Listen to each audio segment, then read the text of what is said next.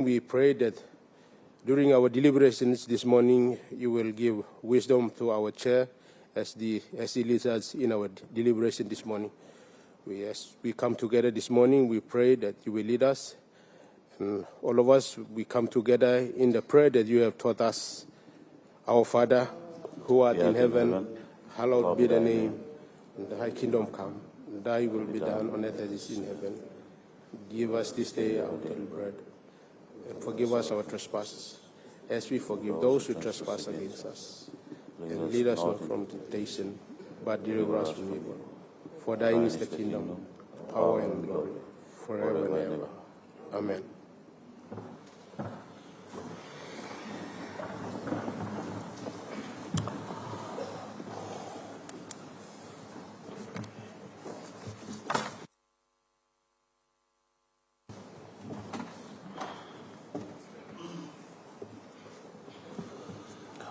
Honourable members, I acknowledge the presence in the public gallery of members and officers of the Goroka District Development Authority in the Eastern Highlands Province, President and members of the constituent from the Hiri Koyari District in the Central Province, and the grade 11 students and their teachers from the North East Academy Secondary School in Bomana, National Capital District.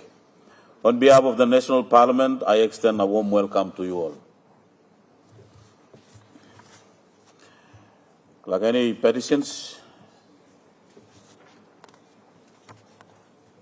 The member for Hiri, Deputy Opposition Leader, have a petition to present. Thank you, Deputy Speaker. Deputy Speaker, before I present this petition, I also acknowledge the presence of the former Deputy Prime Minister and in his time as Member of Parliament for Kairuku-Hiri Open, Minister for Petroleum at one stage and Minister for Planning respectively, the Honourable Gentleman Sir Moyave, also in the gallery this morning with us. The Speaker also acknowledged my constituents from the plant site area of the PNG LNG plant project.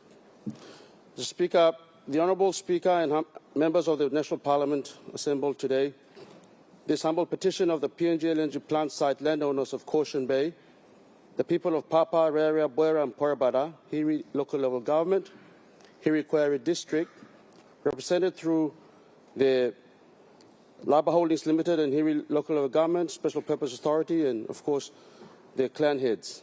The petition for the governance ring fencing within Kumul Petroleum Holdings Limited of the Central Province and plant site share of the 4.27% Croton equity option with beneficiary representation and dividend control and KPHL reimbursed at cost over the life of the project, or in the alternative, a separate and dedicated special purpose vehicle. Mr.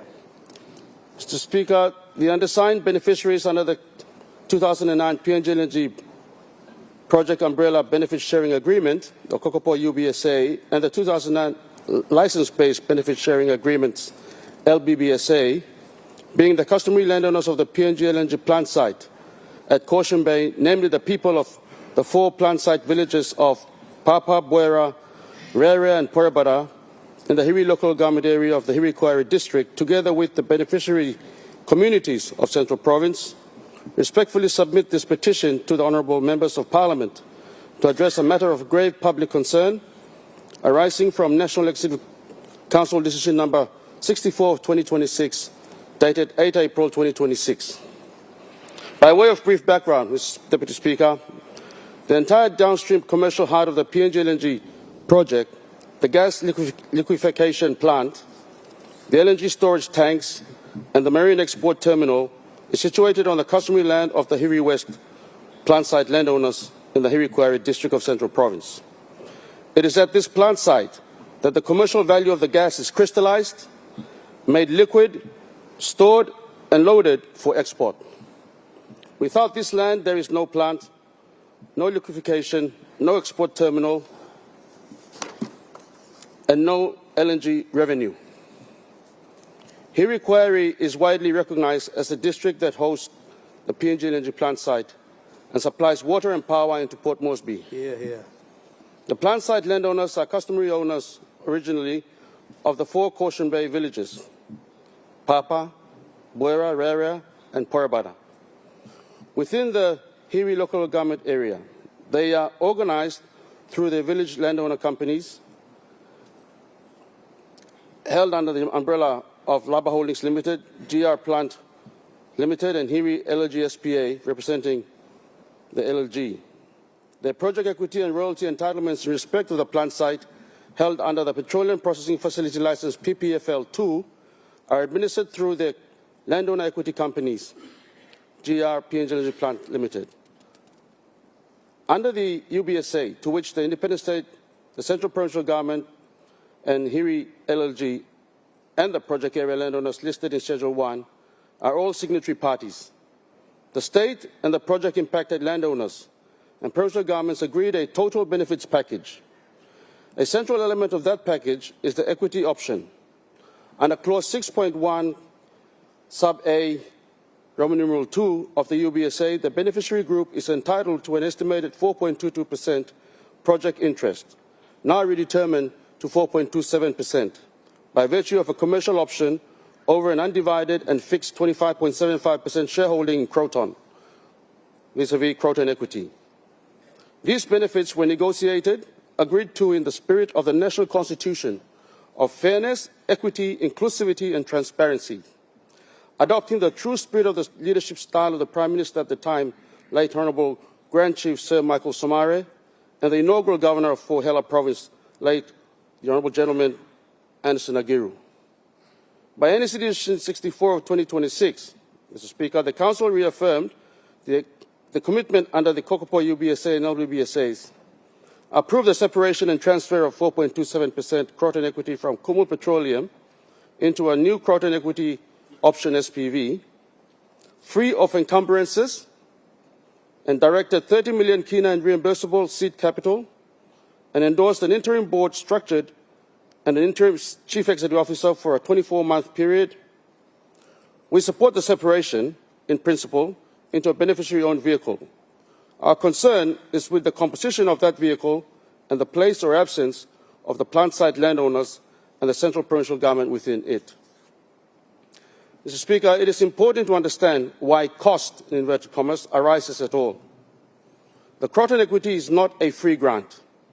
Under Clause 6.1a sub 2 and Clause 6.2 of the UBSA, it is a commercial option which had to be exercised by a lump sum payment to the state at the rate of $240 million per percentage point of project interest.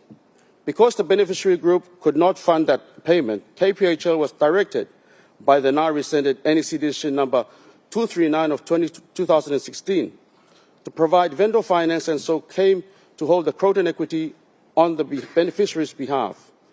That is why KPHL carries a cost in the asset, and why both the ring fencing of the share under our principal request and the transfer of the share under our alternative request must deal fairly with the recovery of that audited cost at cost and no more. The issue, Mr. Speaker, is that Clause 6.3.2 of the Kokopo UBSA sets out exactly how the Croton equity is to be shared. It is first divided into ratio of 76-24 between the PDL upstream area on the one hand and the pipeline and LNG plant areas on the other.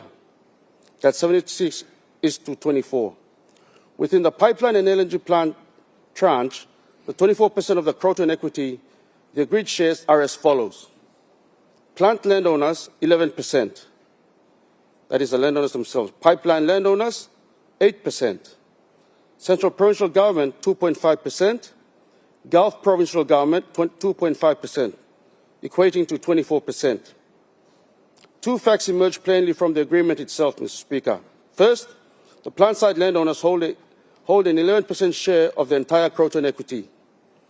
That's the largest single landowner entitlement in the pipeline and plant tranche, and the third largest landowner entitlement of any landowner group across the whole Croton equity, exceeded only by Heights at 19% and Kutupu landowners at 12%. The plant site landowner share is larger than the Heights 4, Angore, Juha, Moran, and Gobe landowners groups. Second, the central provincial government holds 2.5% of the Croton equity, a share precisely equal to that of the Gulf provincial government.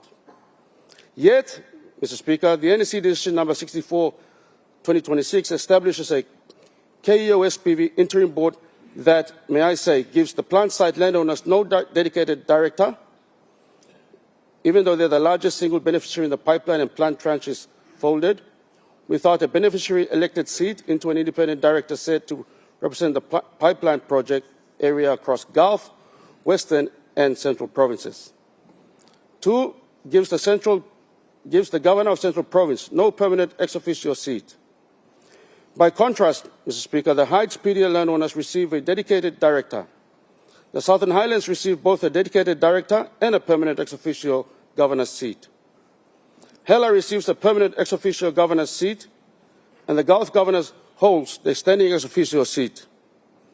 The two beneficiaries left without a dedicated or permanent seat are the very landowners on whose land the plant stands, 11% equity, and the provincial government of equal standing to Gulf. This outcome, Mr. Speaker, cannot be reconciled with the proportional beneficiary-owned intent of the UBSA that the NEC Decision 64/2026 itself sets out to preserve, nor can it be reconciled with the national goals and directive principles of the National Constitution, which call for the equitable sharing of the benefits of our natural resources. We further note that under Clause 17.3 of the UBSA, the Central Provincial Government carries the very same project security undertakings imposed on the Southern Highlands, Gulf and Fly River Provincial Governments to assist the state in addressing threats against LNG project personnel and property. Security at the plant site is no less critical than security upstream. It is neither just nor sustainable to impose equal burdens while withholding equal control. For these reasons, a seat or two on a single upstream-dominated KEO-SPV board would not cure the inequity.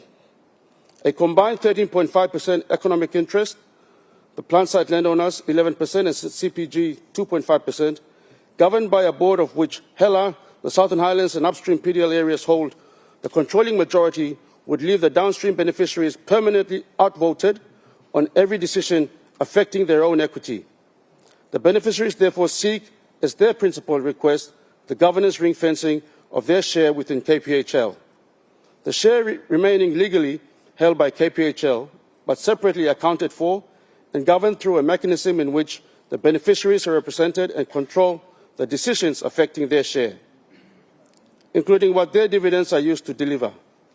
KPHL's audited cost is reimbursed at cost with no margin, retired progressively out of the dividend stream over the remaining life of the PNG LNG project, so that the people receive meaningful benefit throughout. This is the cleanest course. It requires no transfer to be priced, it does not duplicate management costs, and it can convert into the beneficiary's own dedicated vehicle in future. In the alternative, the beneficiaries seek a separate and dedicated SPV to hold and manage their share directly. The request, Mr. Speaker, we make one principal request and in the alternative one further request, which has been outlined initially. We respectfully urge the Parliament and the NEC to allow the plant site and Central Province shares of the 4.27 Croton equity to remain held by KPHL for the time being, but to be governed and ring-fenced within KPHL through a mechanism in which the plant site landowners of Papa, Rarea, Boira and Purbara and the Central Provincial Government are represented and control the decisions affecting their share, including what their dividends are used to deliver. With KPHL reimbursed its audited cost at cost and no more, retired progressively from the dividend stream of the remaining life of the PNG LNG project. This, Mr. Speaker, is our principal request. It avoids duplicating management costs and requires no transfer to be priced. In the alternative, Mr. Speaker, we respectfully urge the NEC to establish a separate and dedicated Central Province and plant site Croton equity option SPV to hold and manage a 13.5% share, wholly decoupled from the KEO SPV, established under NEC Decision 64/2026 and governed by the beneficiaries themselves, with the share transferred from KPHL free of encumbrances, and KPHL paid no more than its actual independently audited cost. We respectfully urge the Parliament to ensure that the plant-side landowners and Central Province suffer no disadvantage, and that our duly mandated representatives are formally included in the discussions concerning the structuring of the Croton Equity Option Vehicle before the interim KEO SPV board is operationalized or any transfer of the Croton equity is completed. In support of the above, we respectfully ask through the Parliament to recommend to the NEC the following positions. Recognition of plant site as the point of commercial crystallization. PNG Energy plant storage tanks and marine export terminal sit on the customary land of Boira, Papa, Rarea, and Porabada in Central Province. The plant site is a distinct and indispensable project area, on a par with the upstream PDL areas, and its landowners and host province are entitled to manage their own equity. Secondly, governance ring-fencing of the share within KPHL. The plant site and Central Province share of the Croton equity, combined of 30.5%, shall remain legally by KPHL, but shall be governed and ring-fenced within KPHL, separately identified, accounted for, and segregated from KPHL's other interests.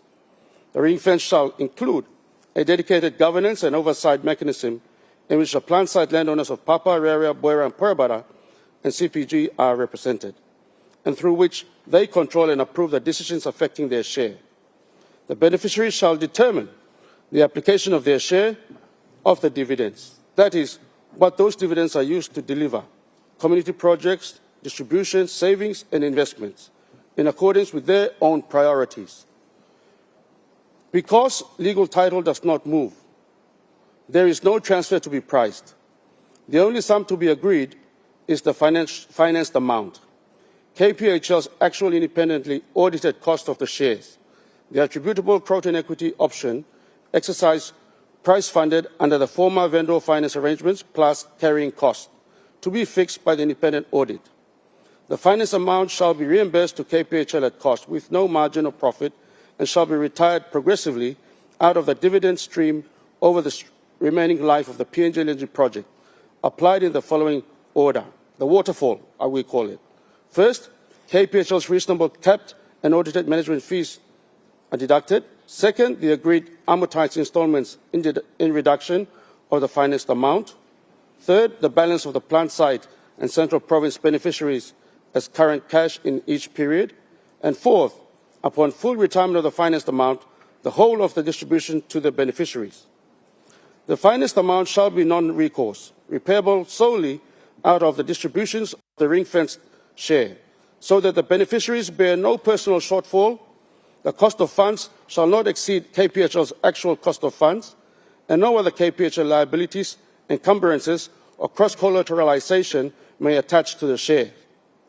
KPHL's reasonable management costs shall be governed by a management and services agreement between KPHL and the beneficiaries, or their nominated representative body, so that management costs are not duplicated. The beneficiaries may prepay or refinance the financed amount with alternate financing at any time, and may elect to convert the ring-fenced interest into their own dedicated debt-free vehicle at any time. Alternative, a separate and dedicated plant-site KEO SPV is established. If the beneficiaries so elect, or if the ring-fencing under paragraph 2 cannot be implemented, a separate and dedicated SPV titled the plant-site KEO SPV shall be established and incorporated to hold and manage 13.5% share, wholly decoupled from the KEO SPV established under NEC decision number 64 of 2026, and governed by the beneficiaries themselves. Directors elected by plant-site landowners of Papa, Boira, Rarea, and Porabada, the Governor of Central Province as a permanent ex officio director, and an independent director with an investment or financial institution background, and the National Executive Council shall direct KPHL and the state to divest separate and transfer that share directly into the plant-site KEO SPV, free of any encumbrances or liabilities.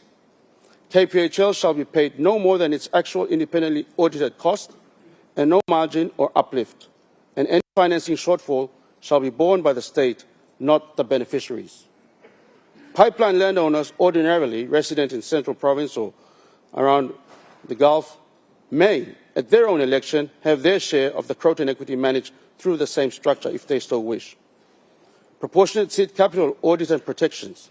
Whether under the ring-fenced or dedicated SPV, the plant site and Central Provincial beneficiaries shall receive the proportionate share of the 30 million kina reimbursable seed capital for the ring fence, principally toward the cost of the independent audit, for the dedicated SPV, also toward establishment and operationalization. And the independent valuation audit must be expressly identify, verify and protect the plant site and Central Province entitlements, reporting its findings to the beneficiaries as well as to the KPHL board and the trustee shareholders. And this proportionate entitlement and value. All distributions, return and value flowing from 13.5% interest shall vest and be managed by the benefit of the plant site landowners and Central Province under the ring-fenced arrangement within KPHL or through the plant site KEO SPV, transparently and in proportion to the agreed UBSA shares. Amendment of the NEC decision should be made so that any oversight in the original structure is corrected. NEC decision number 64 of 2026 shall be amended to authorize and give effect to this ring fencing of the plant site and Central Province share within KPHL, or in the alternative, the plant site KEO SPV before the interim KEO SPV board is operationalized. And inclusion in the structuring discussions, the member for Hiri Quarry as the duly mandated representatives of the plant site landowners and Central Province must be included in the discussions with the Prime Minister and the governors of 5 provinces, as the good Prime Minister had indicated last week, out of the structure of the Croton equity option vehicle. No disadvantage in constitutional compliance. No step in the ring fencing, establishment, transfer, or operation of the share, the KU SPV or the plant site KU SPV may place the plant site landowners or Central Province at any disadvantage relative to the upstream beneficiaries. The outcome must give effect to the equitable sharing principles of the national goals and directive principles of the PNG Constitution and honour the original intent of the 2009 Kokopo UBSA and LBBSA. Finally, Mr. Speaker, they built the whole plant on our land and then left us outside the door. We do not ask merely for a seat at someone else's table. We ask, first, that our share be ring-fenced and separately governed within KPHL, with our people represented in control of what our dividends are used to deliver, and with KPHL repaid only its audited cost, at cost, retired over the remaining life of the project. This is the cleanest course. There is no transfer to be priced and no duplicated management cost, and it can become our own dedicated vehicle into the future. In the alternative, we ask for our own dedicated SPV. We ask the Honourable Members of Parliament to consider this petition with urgency and to take the appropriate legislative and policy measures to give effect to it, so that the people of Central Province and the plant site landowners of Papa, with their 12 clans, Rarea with their 13 clans, Bora with their 14 clans, and Parabara with their 32 clans, take their rightful place in the management of their share of the Croton equity option. The petitioners therefore humbly pray that the Parliament will recommend to the NEC, or in the deliberation, ring fencing with Kumul Petroleum Limited of the Central Province and plant site share of the Croton equity, with beneficiary representation and control over the application of dividends, and KPHL reimbursed at cost over the remaining life of the project, even though the NEC decision itself says an unencumbered free carry. Or in the alternative, the establishment of a dedicated special purpose vehicle together with the consequential protections set out in this petition, and your petitioners will ever pay. Pray. And your petitioners is in duty bound will ever pray. Thank you kindly, Mr. Speaker. Clerk, any notices? Honourable members, question time. Member for Bulolo. Thank you, Acting Speaker, lo Lupsawe, lo people, lo Bulolo. My questions are directed to the Deputy Prime Minister. It's regarding the land issues involving the DDA in Wafi Golpu, Hidden Valley Mine, and of course the mining leases. And I'd like the Minister for Mining and the Minister for Justice and Attorney General, and also the Minister for National Planning to also take notes. Mr. Speaker, as background, different leases under the Mining Act are issued over existing customary land and state leases. For example, an exploration license covering thousands of hectares can cover a school or a health facility or even villages or existing business lease under the Lands Act.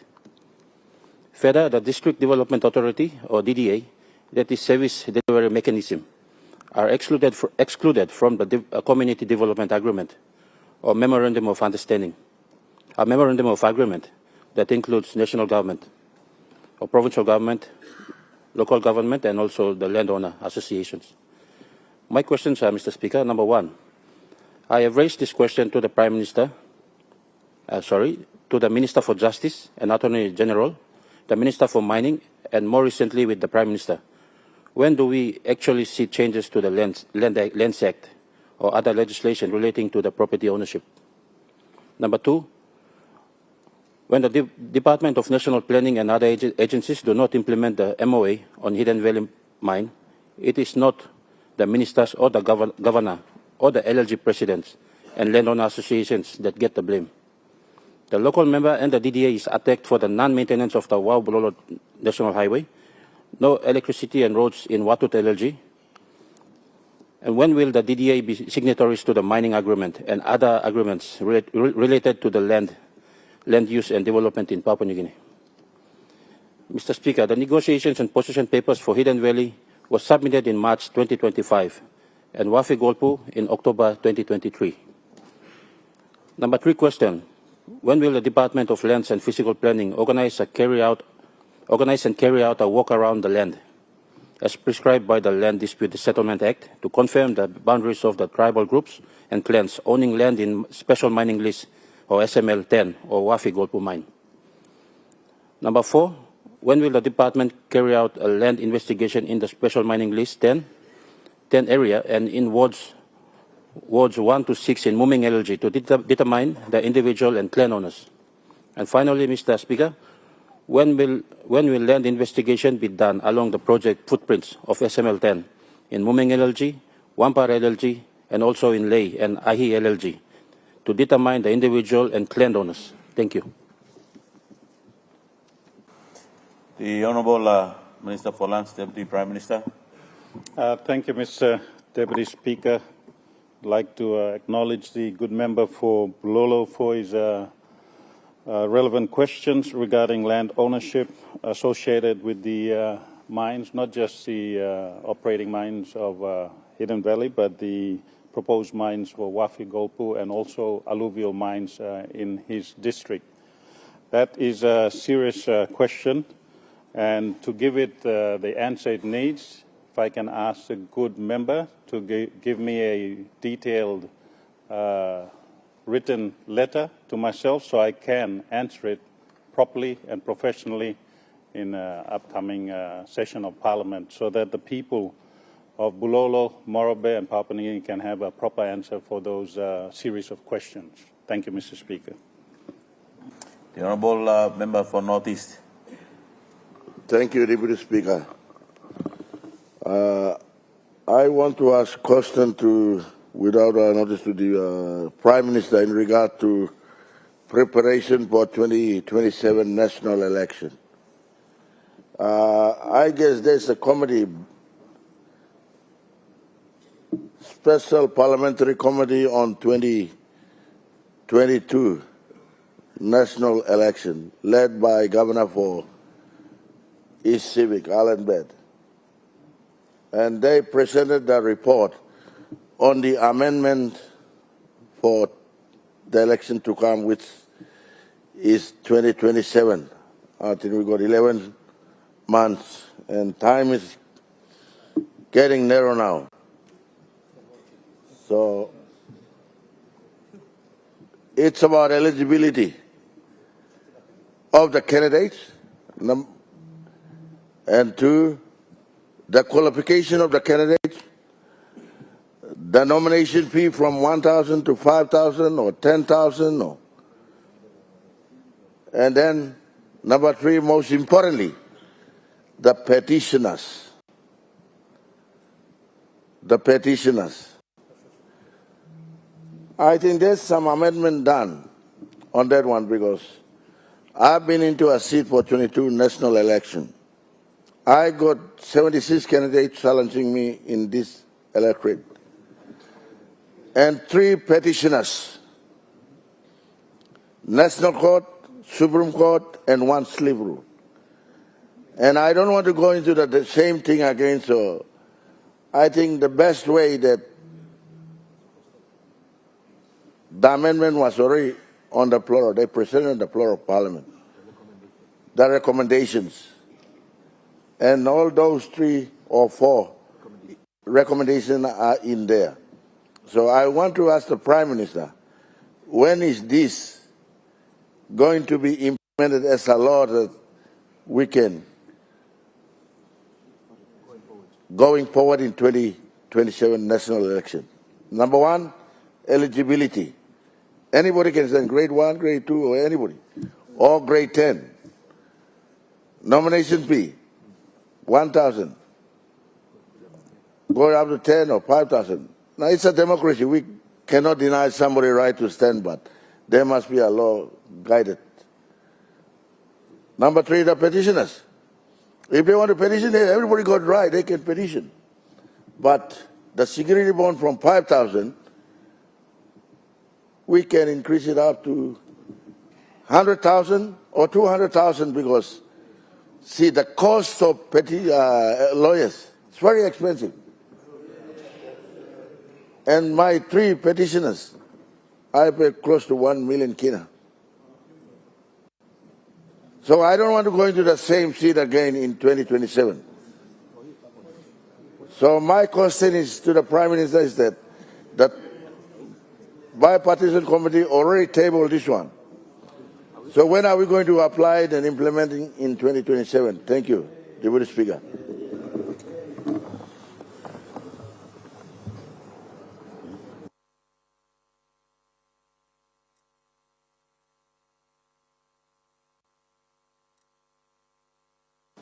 Honourable Prime Minister, before you answer the question, I would like to ask a member to withdraw an unparliamentary word by saying sit.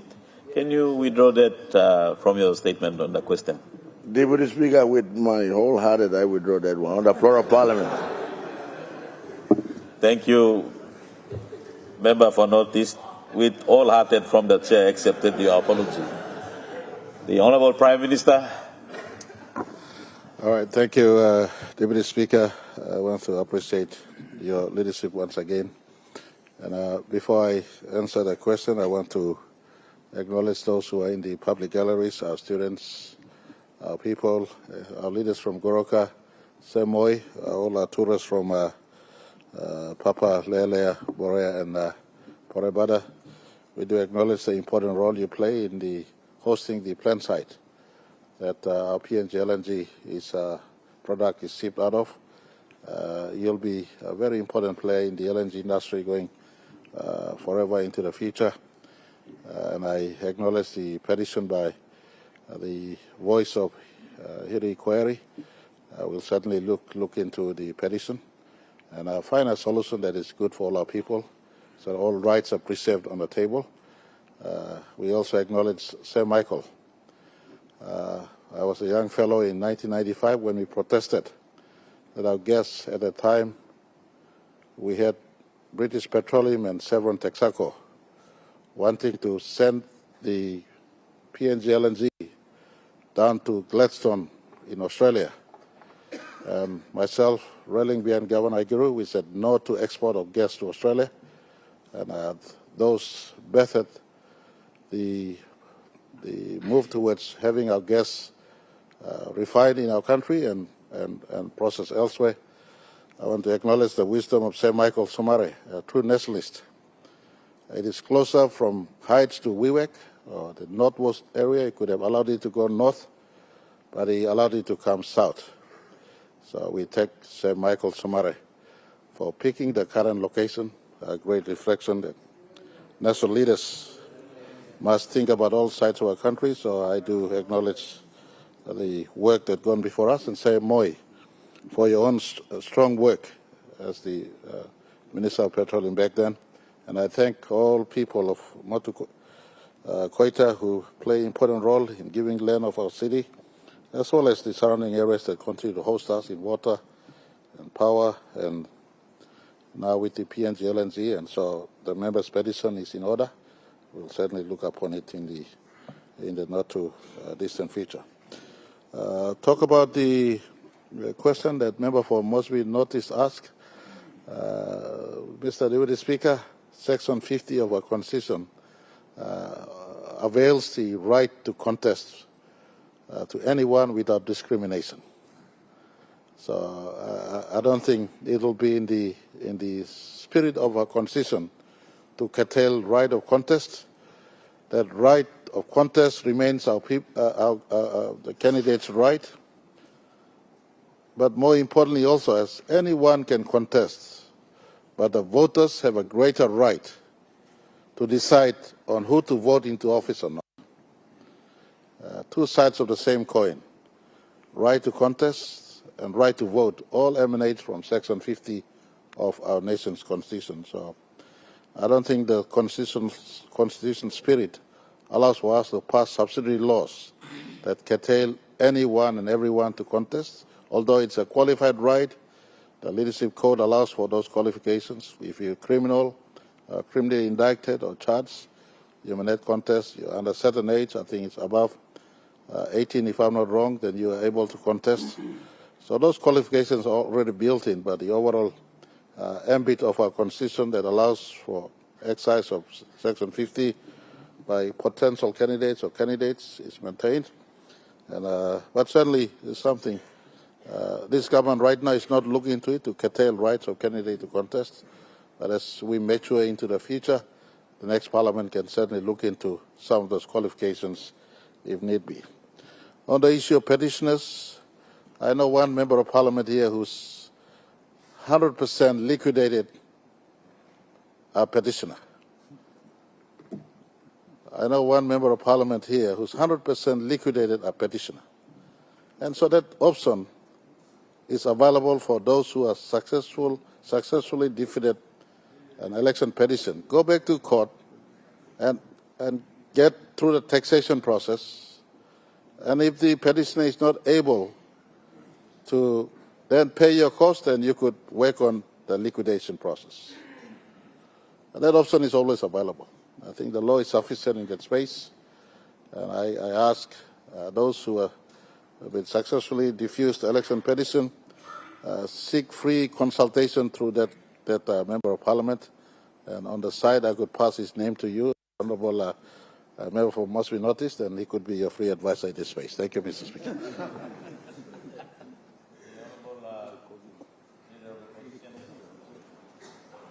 Thank you, Deputy Speaker. My question without notice it's a follow-on question that goes to the Honourable Minister for International Trade and Investments, the Honourable Richard Maru. Mr. Deputy Speaker, the Honourable Deputy Opposition Leader and Member for Hiri-Koiari has just presented a very important petition to the Honourable House and especially to the National Executive Council. My follow-on question to the good minister is, he mentioned yesterday that Lihir, through their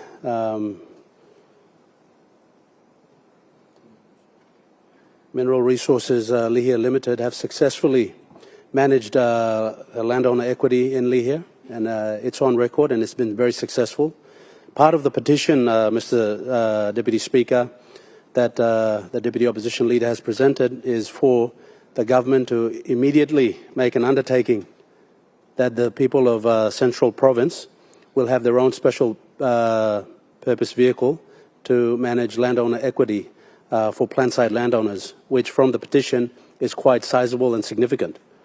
So my question, Deputy Speaker, to the Honourable Minister is, can he give an undertaking to this Honourable House that he will undertake to ensure that the people of Central Province and the plant side are effectively represented through their own special purpose vehicle? And to just remind this Honourable House and the good Minister. Honourable Opposition Leader, we have a point of order. Minister, what's your point of order? Mr. Deputy Speaker, I respect the Leader of Opposition, and he's asking a pertinent, very, very important question, which need good answers, but it should be redirected to the Prime Minister or myself.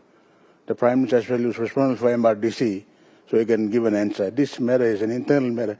It has got no connection with international business, and the person who is in charge of MRDC and who will ultimately decide whether our landowners from either the plant site or even landowners from the rest of the LNG producing areas can be allowed to have their own investment company, just like our landowners from Lear will be made by the minister who is responsible for MRDC, who is the Prime Minister.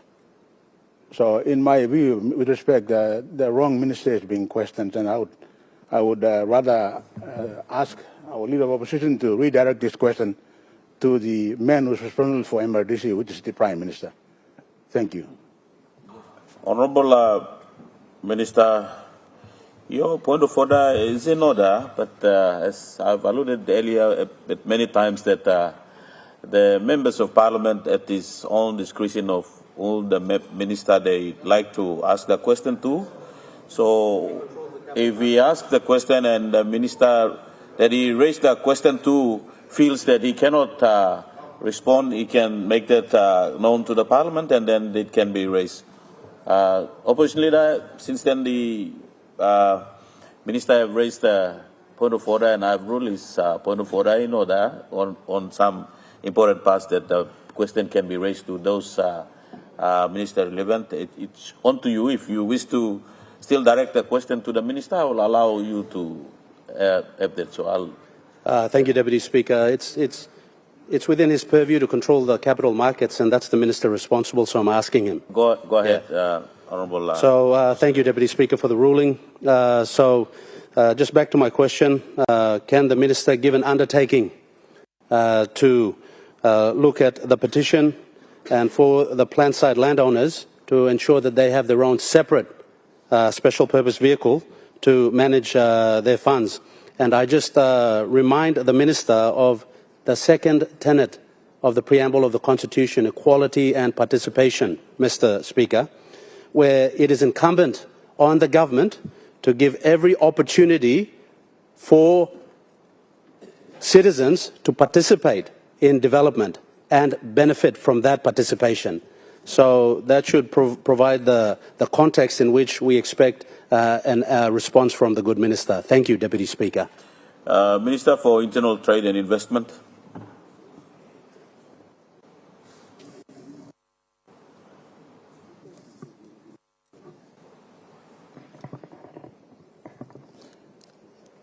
Thank you, Mr. Speaker, and I'd like to thank the Leader of the Opposition. I thought I made my position very clear yesterday, and I think the advice given by my colleague is the right advice.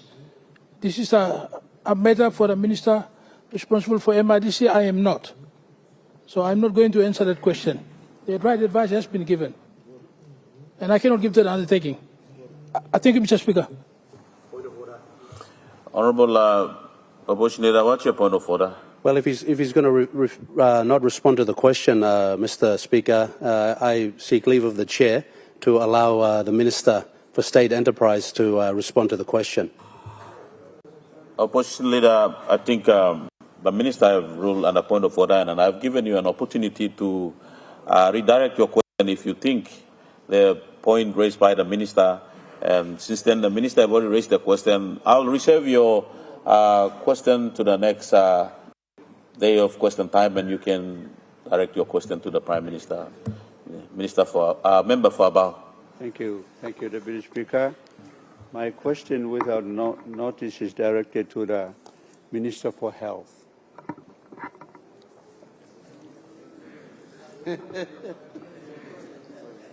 This is in relation to the minister's response the other day with regards to the overcrowding in our premier hospital, the Port Moresby General Hospital. And I've got 3 short questions, plus a suggestion for the good minister. Number 1, in 2 of minister's public statements, and again repeated it yesterday when he was responding to the questions, he labeled Port Moresby General Hospital as level 6 3 times.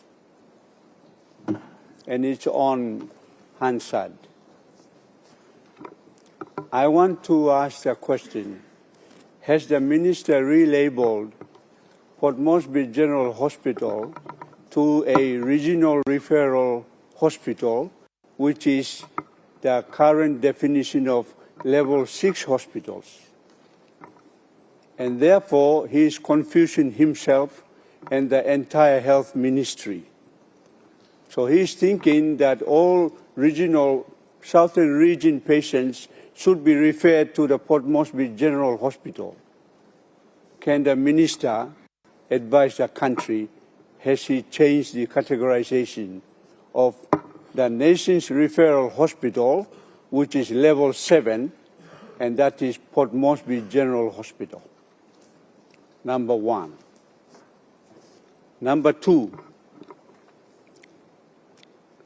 it is well noted, and doctors have complained, 2 senior doctors have complained of no beds in the Port Moresby General Hospital, both a specialist surgeon and a specialist obstetrician. Surgical and obstetric beds are sought in Port Moresby General Hospital. The question is, has the minister and his department done a study on the actual cause of the shortage of beds at the surgical as well as the obstetric divisions of the Port Moresby General Hospital? If so, what are the results of that study? Because the information that I have shows that in terms of what we call category 3 patients, and these are the ones that don't need specialist doctors. In terms of the emergency department, category 3 patients fill up the Port Moresby General Hospital by 60%. And PMGH did a undertaking, for example, to do a clinic at 6 Mile for emergency for 24 hours. When that happened, according to the survey, 60% of emergency cases, which is usually surgical, emergency cases dropped by 30% just by opening 6 Mile emergency services for 24 hours. Has minister got that information? If so, the implications are, and the governor for NCD was turning up to help the minister yesterday, but the Deputy Speaker, you said there's no provision for anybody to help anybody on the floor of Parliament yesterday. That means that the answer lies in the National Capital District Provincial Health Authority. Has the minister got those figures corrected? So that's emergency. For obstetrics, the normal deliveries occupy 90% of PMGH delivery beds. Is the minister aware of this study? 90% of PMGH delivery beds are occupied by normal deliveries that don't need a specialist hospital case. And so, Mr. Speaker, can the minister acknowledge that there was a NEC decision in September 2025 where the decision to allocate about 12 million kina as per the recommendation by the experts to create delivery beds in NCD, Metoreya, Kaugere, 9 Mile. There was a recommendation. Is the minister aware of it? And if that decision is true, when will that money dedicated to create delivery beds in NCD? Because this will immediately resolve this overcrowding in surgical as well as obstetric beds. I think those are the short term, and if the minister can acknowledge that these studies, or if not, if he can get his experts to advise him so that they can move very, very quickly. Cabinet has already allowed NCD PHA to receive that fund last September, but when will that fund be released to NCD PHA so that they can create those beds in the recommended areas? I think they're doing it on Metoreya Clinic already. Kaugere, I think Minister for Foreign Affairs has to be asked to open that Kaugere quickly. And I think the recommendation is big population is 9 Mile area. For member for Mosby North East has to finish that so that the beds can be created. For the long term, I have a recommendation for the minister to consider, and I will sit down. I think for the long term, Port Moresby City needs a level 4 hospital in Mosby Northeast, needs a level 4 hospital in Mosby South, needs a level 5 hospital in NCD, needs a level 5 hospital in Central, and needs a level 5 hospital in Koilala, and Central will be in the Hirikwaya electorate. We strongly recommend from the opposition that the government, through the minister, considers this. This, we believe, will solve the overcrowding both in the surgical and the obstetric wards in PMGH. Thank you. The Honourable Minister for Health. Thank you very much, Deputy Speaker. Firstly, thank you to the member for Abao for these very, very important questions. Port Moresby Hospital was constructed in 1980s, and the capacity was to cater for 300,000 population of NCD, lots of time. Today, fast forward come today, and more than 1 million people established NCD. So that's the reason why the maternity ward section below PMH that's supposed to be catering for the less number. At the moment, 17,000 babies are born every year, 60 births per day long, maternity ward lanes along, PMH alone. Why it's like a map? Because Imisawe also no got good facilities or lower level facilities like urban clinics, along within NCD, na Imisawe Lotsla. The first point about whether the levels today, long information of parliament, you got 6 levels of health facilities in the country, 6. Level 1 past time 8 post, now we call him change him along health post. Level 1 before he got 8 post were only like community health worker 8 post was established. Now he got change him along health post, so he can get a triple workman he can stop inside. Long all nursing officer can stop deliver mama. Level 2, first time we call him a health sub center today. Community health post. You can get up to 5 workmen can stop inside or 10. Level 3, health centers. Level 4, district hospitals. Level 5, provincial hospitals.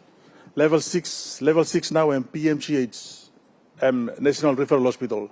You know at level 6, before level 6 regional hospitals, but because under the Nubla Health Service Standards 2021, you got 2030, you got all specialists reviewing this land, all say, you don't need to look at the regional hospitals, so you can upgrade more at the level 5 to be able to capture the requirement or need look at all health facilities in the country. So you look at level 6 more, and level 6 and PMGH now.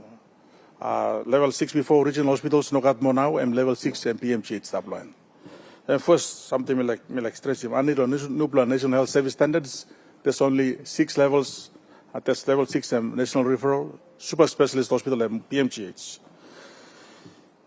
Port Moresby also got 1,000 bed staff inside, close to 1,500 workman staff inside, not slab.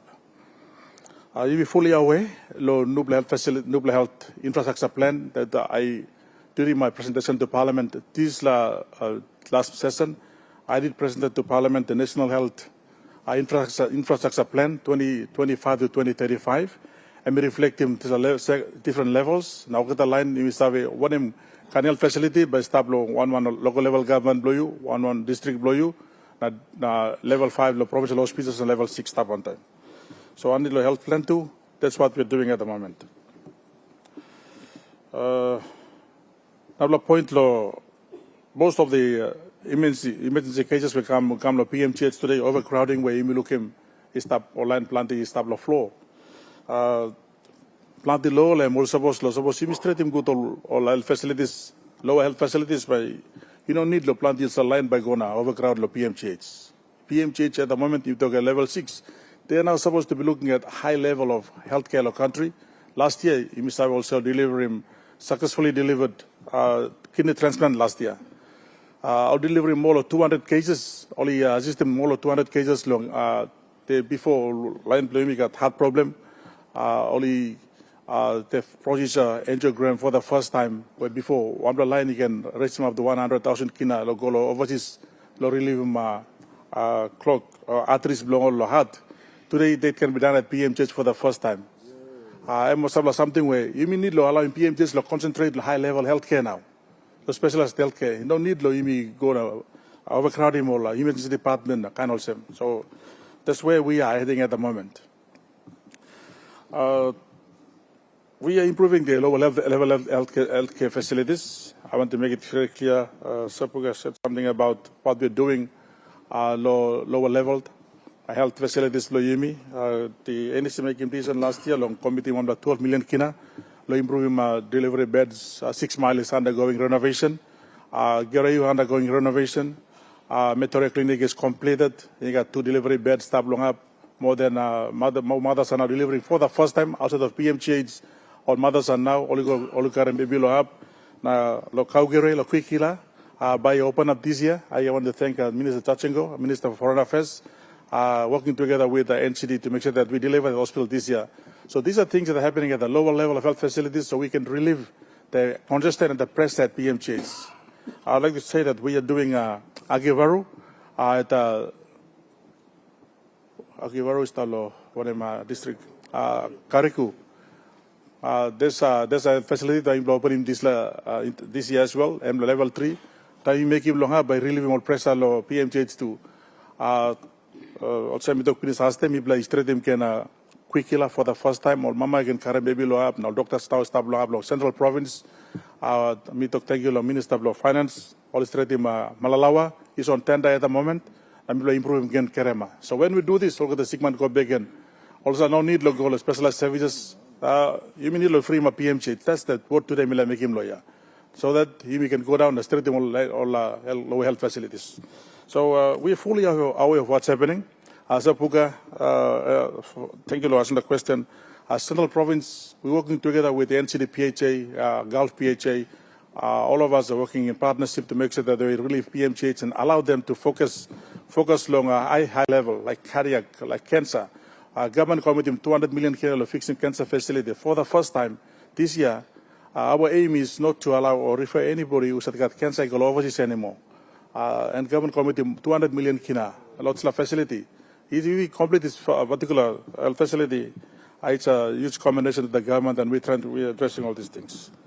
To comment on a suggestion made by the member, question law, what we're doing, level 4s, as I said, immediately stretching level 4 facilities, NCD, also supporting Central Province, supporting Kerema, Gulf for PHA, and I want to thank the PHA for Gulf PHA.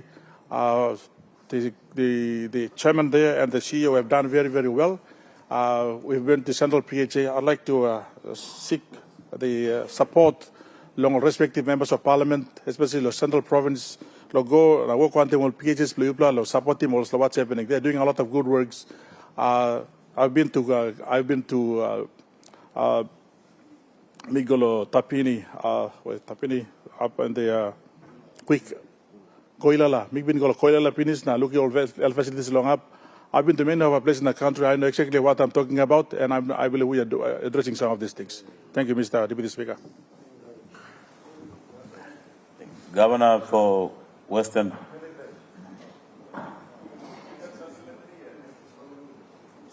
Honorable Governor, what's your supplementary? Supplementary, I'm sort platasol, I'm low alpi mamaste, but I'm still I'm not talk out.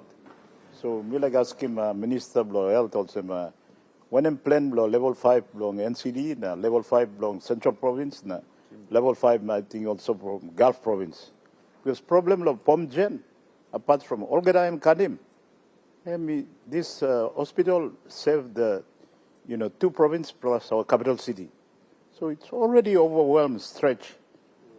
So let me ask me, when I'm planning there's a level 5 hospital, there's a Gulf Province, Central Province, you mean launch him 2021 or 2022? Na NCD, mitubla minister yet, mitubla launch him, I think, 1 year ago, na mitubla wait yet stuff. So, enough I'm candim to clear so that everybody knows. Because now Pomgen has become a national referral and teaching hospital. It serves the entire country too. And we expect that hospital to be there for everybody.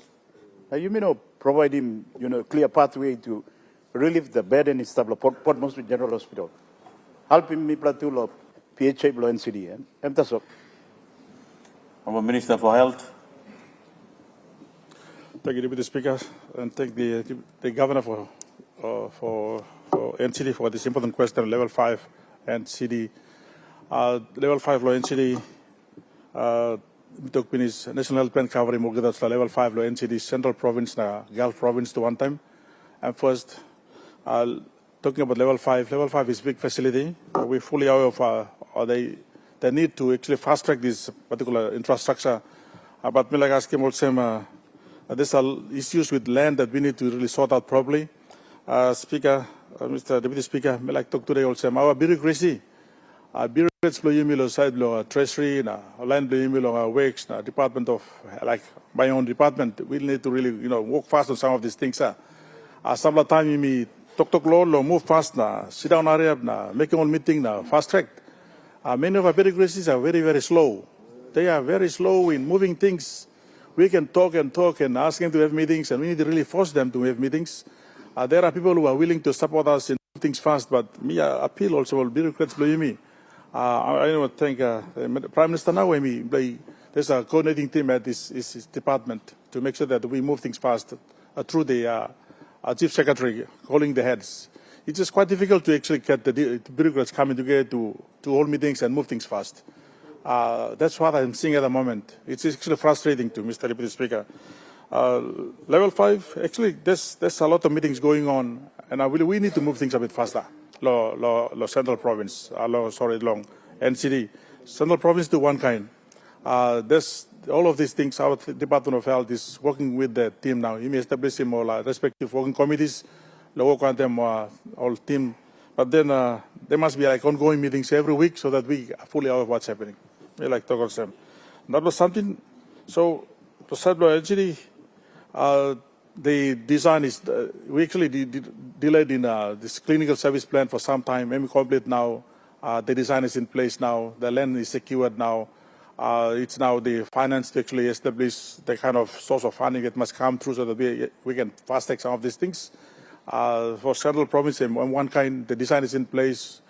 There's it just delayed one in some issues with the land. Some of those things, but then maybe stop it now long. Fast track is something. I want to, in this particular question, I talk to Olsema.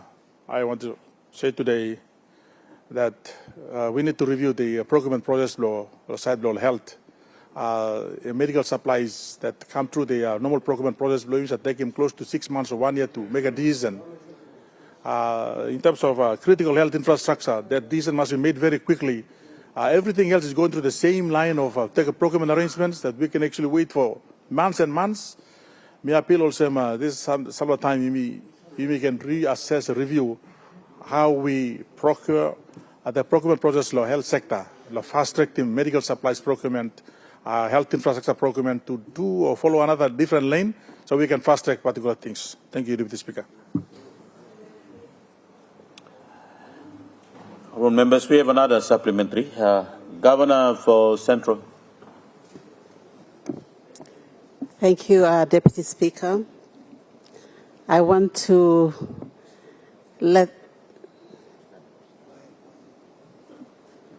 may I use this opportunity to ask leave of the House to extend our question time. Honourable members, the question is that the question time be extended for 20 minutes. Those in favour, please stand. Thank you.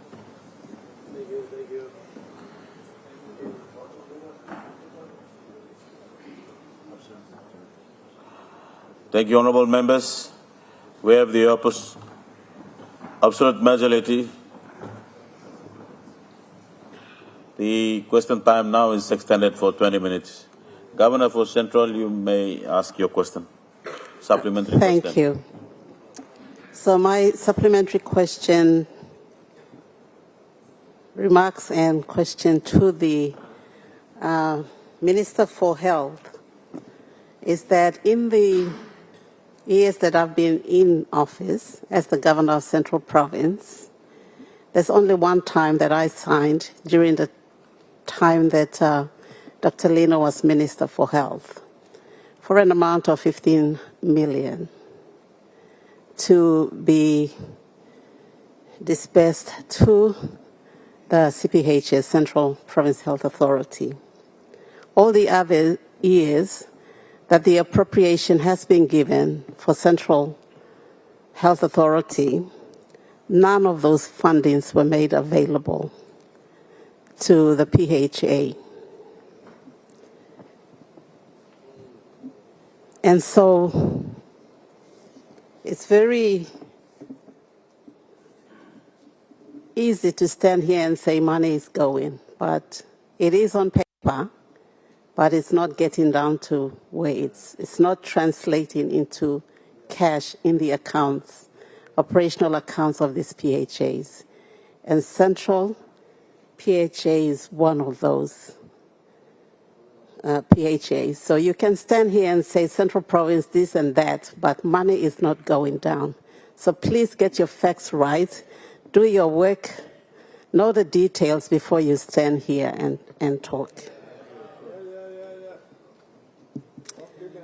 All this talk and only a quarter of the work is done since the groundbreaking of Central Province Hospital. We just had a new CEO for the Central Province Health Authority, a person with experience of just having completed the whole process for Western Province Hospital. And with the construction up and going, Central Province is fortunate to have someone experienced, have had the experience of going through the whole process of setting up an hospital.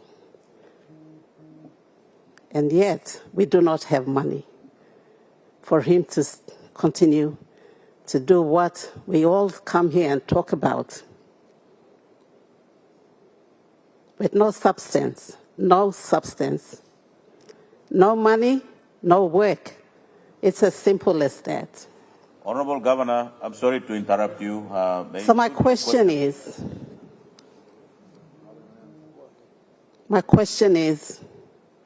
when are you going to put money that you appropriate to Central Province PHA to get done what you stand here on the floor of Parliament and talk about? Thank you. Honourable Minister for Health, I'll take this not as a supplementary question. It's a new question, so you may respond to that question. Thank you. Thank you, Deputy Speaker. I'd like to thank again the Governor for Central for this important question. Firstly, me like making like point clear also tami kama Minister Blo Health first time me look letter office Blo me also the good governor him stop him Central Provincial Hospital. So this la tu me delay me bla long taitim pun liglig na straight him na me bla tok gen also this la ausikia. That's lausikia any citizen na me by proceed long and yet. So first something like making so it was a decision made by the NEC and we are still progressing that particular hospital, despite the fact that there was a letter from the governor to stop the progress on Central Provincial Hospital. So this was one of the delays that has actually happened and contributed towards the delay of Central Provincial Hospital. But nevertheless, we are. That's the reason why I went to Kwikila, Namibla, declaring Kwikila began the interim hospital while we declared the PHA for that hospital. Why am I making this law? Because Central Province must got doctors law yet. Today, they have about 6 doctors law for the first time. I went there 4 weeks ago. They have a dental, they have labs, they have operating theater, they have maternity ward. This all people are going to look in Lausika. I was there. None of you were there when I went there last time.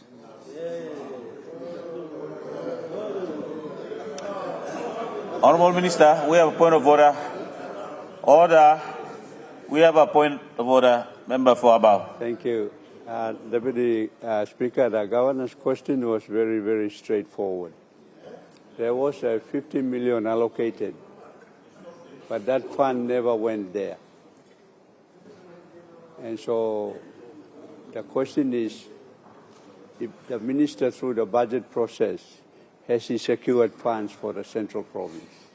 Because the first 50 million was allocated, but none of that went for the preparatory phase, etc., etc. Thank you. Honourable Member, your point of order is in order. Minister, you are still in answering the question, and if you can relate that question straight to what the governor raised. Honourable Minister. Thank you, Kenneth. Deputy Speaker. The 15 million the governor referring to was as part of the government intervention during COVID period. 2023, government allocated more than 200 million kina, and 15 million kina was allocated to all the PHS law country, including Central Province. The plant you'll couple PHS solutions la money good. The plant couple something stable kama blow PHS blow na housing blow. Now today, lo HSIP account lo department imi lo track him one all issue one all work. Now, one more money, some of PHS also example meeting, all no using some of money, despite the fact that plenty of heavy kind of housing or some money no be using good. So we know actually this funding only allocated now, one more funding only using to date now, which ones only using good, which ones only not using good. We have a team in the department that's actually tracking that. So 15 million kina, yes, I'm aware that was actually allocated to PHS to support them. But then there's ongoing concurrent support or to the PHS through normal government funding. This year again, there's 25 million can allocated to Central PHA.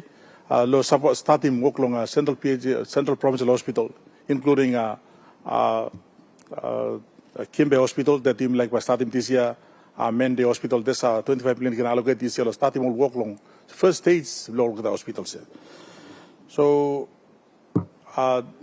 that's the first thing about the funding that the governor asked him. I was in Central Province, and I found out that there's only from the requirement of more 300 staff, supposed to staff Central PHA, only got only 30% of workmen only recruited, 70% no got. Now me been making some from the talk law, the CEO need the recruiting workman hurry up, and I want to thank the DPM secretary. We have a CEO's WhatsApp. I'm on that WhatsApp, and secretary for DPM is also on the WhatsApp for the CEOs. Because we had issues with recruitment, and if there's issues with recruitment, they need to, no need law, must be every time now, check him lawyer. They just consult it through the WhatsApp and they get things done quickly. Because government is committing fund. Honourable Minister, we have a point of order from the Governor. Governor Central, what's your point of order? Okay, my point of order is with regards to the 25 million that he just stated. The CPHA is waiting for that money, and it hasn't come down. So can he tell us now that it is going to get to CPHA? Thank you. Honorable Governor, your point of order is related to the question you have raised to the minister, right? It's in relation to what he just said, that CPHA, Central Province Health Authority, has 25 million appropriated in this year's budget. So I'm saying that they're waiting and they haven't gotten it. When will they get it? Honorable Minister. Thank you. Just to cut it short, that funding is allocated to start off the Central Provincial Hospital. It's not to be used for any other purposes. One can also NCD, Kimben or Nabla. That's actually to start him slow work. That funding and by Orlando Department of Health, work one time team lo Yubla lo team ika team lo NCD Central Province.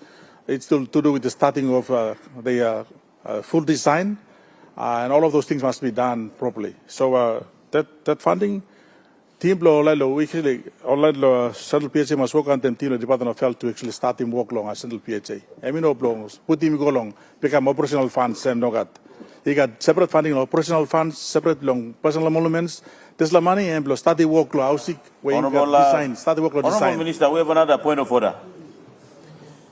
The honourable member for hearing. Yes, Deputy Speaker, the good minister is not answering the question.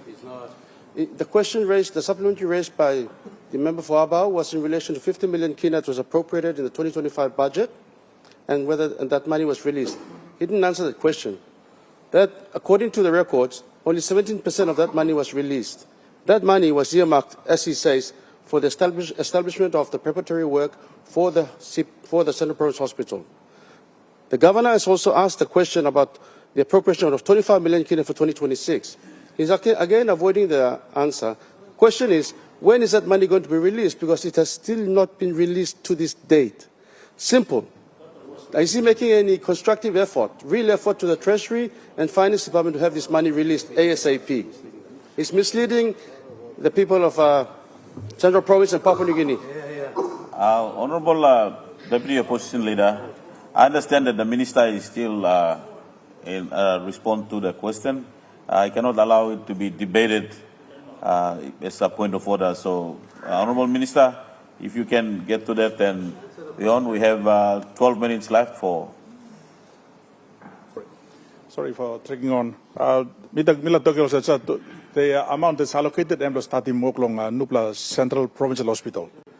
You know, start yet. So it cannot be released to Central PHA. And by stop, now the Department of Health, the team blowing, but work on them all long, see what needs to be done. Now releasing the money, go time, work start the Central Provincial Hospital.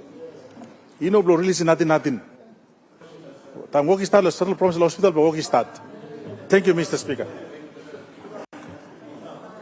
Honourable Governor, I think the Minister have already ended the reply to your question, so I'll not entertain another point of order. Since then, we have our time running out. You have asked for a 20-minute extension, and the question have already taken some.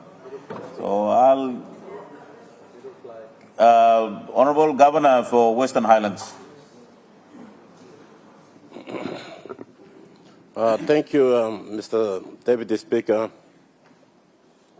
My question, without notice, will go to the Education Minister. I have two questions, one for Health Minister and one for Education Minister, but anyway, Health Minister is stressed out in all these questions, so because I want to talk for Hagen Hospital too. Yeah. But anyway, my question without notice will have to go to Education Minister. Mr. Speaker, my question is directed to the Minister for Education. Mr. Speaker, Honourable Governor, may I interrupt you? I think on the floor I don't see the Minister for Education. Or Minister for Higher Education, right? Yeah. In charge of Education Minister. Go ahead, Governor. Okay, Mr. Speaker, the government previously announced the phase out of grade 8 and grade 10 national examinations under the new education reform. my province, Western Islands Province, is one of the 5 provinces identified for the implementation of this reform, where students where grade 8 and 10 national examinations has been phased out. As we are now well into 2026 academic year, there remains uncertainty among the students, parents, and teachers and school administrators.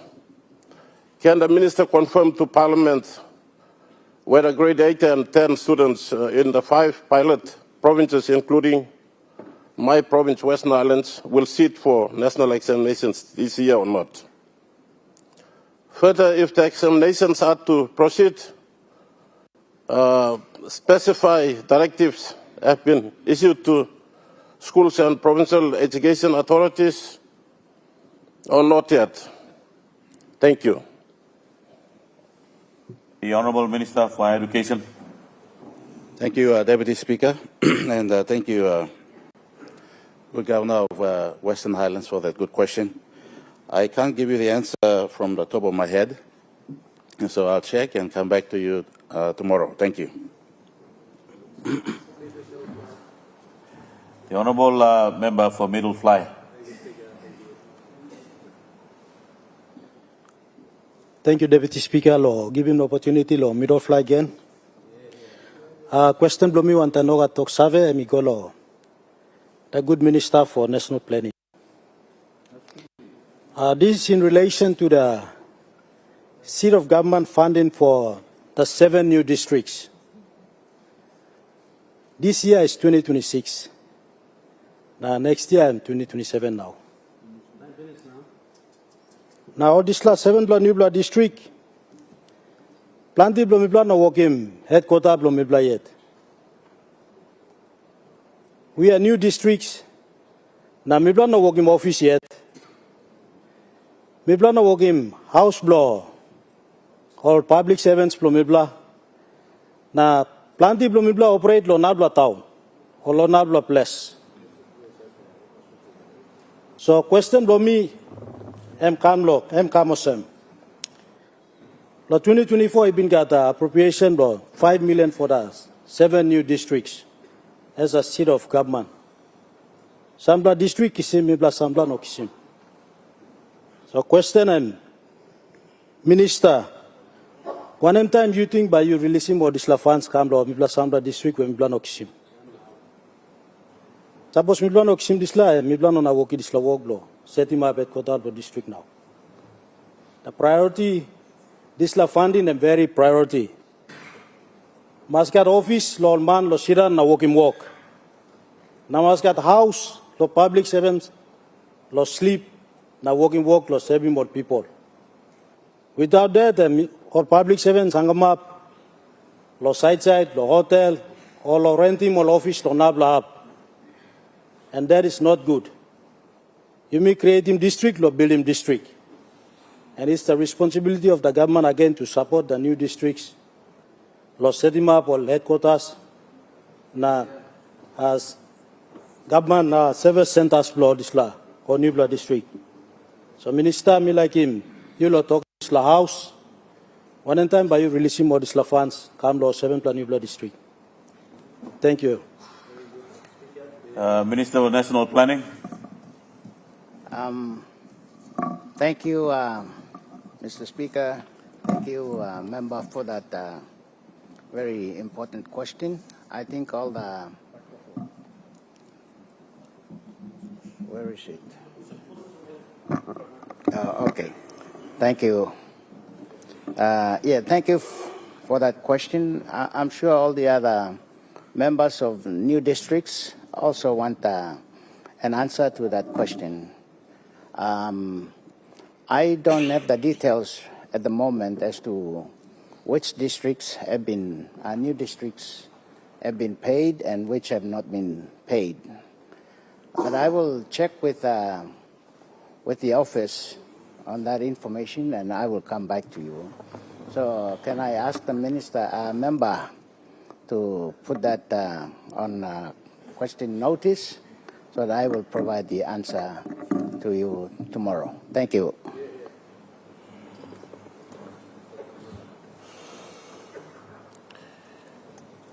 The Governor for Milne Bay.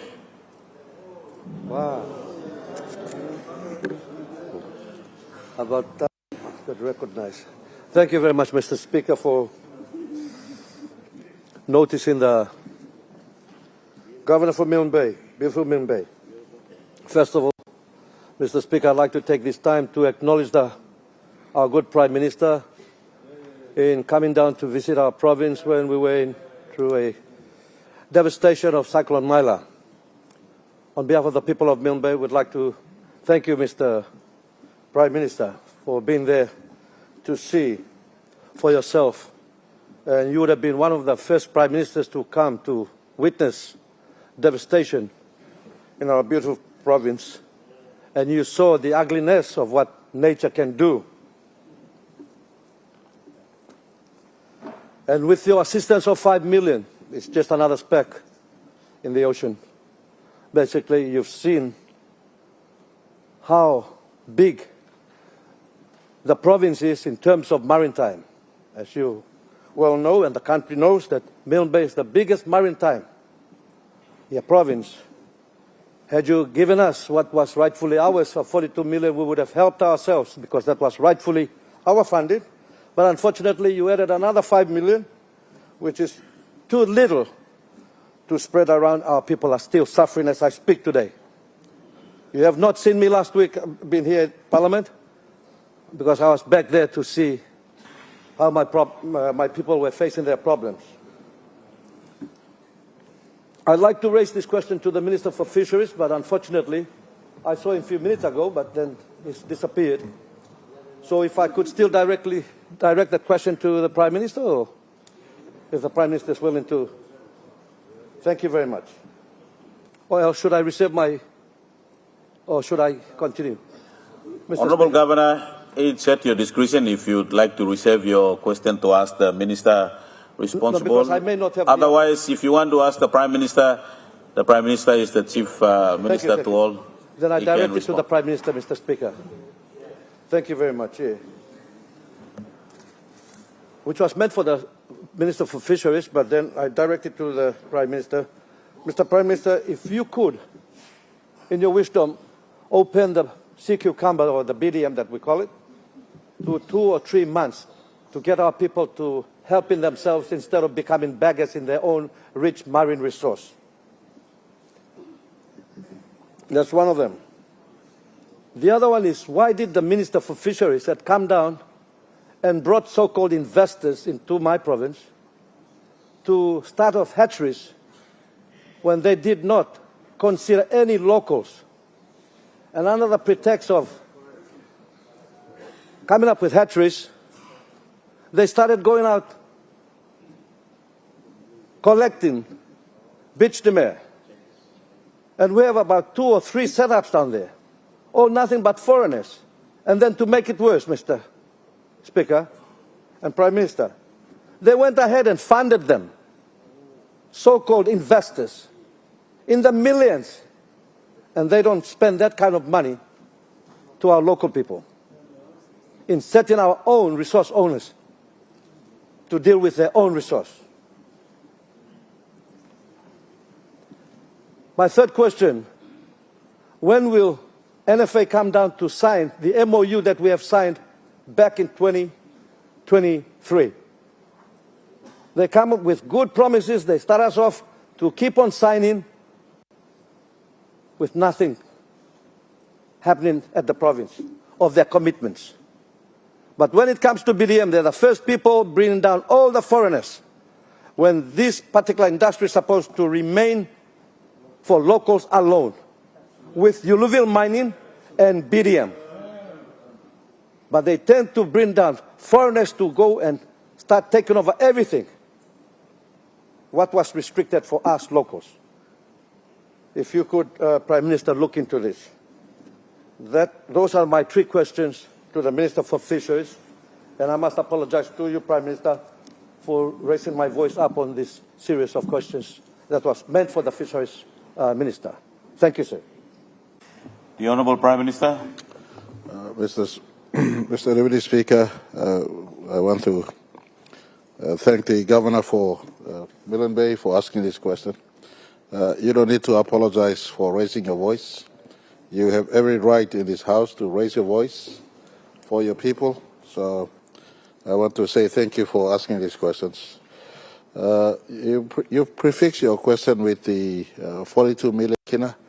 I want to indicate to the people of Milne Bay that this debt owing to Milne Bay has been outstanding since 2015, when the shares in the oil palm, oil palm company, was then sold off, and IBPC, or State of Enterprises, collected its money in 2015, and nothing was passed to both Milne Bay and Oro Province, if I'm not wrong. So, but our government did pass to the Milne Bay Provincial Government and Oro Provincial Government 10 million each earlier, if not last year, then a little bit earlier than last year.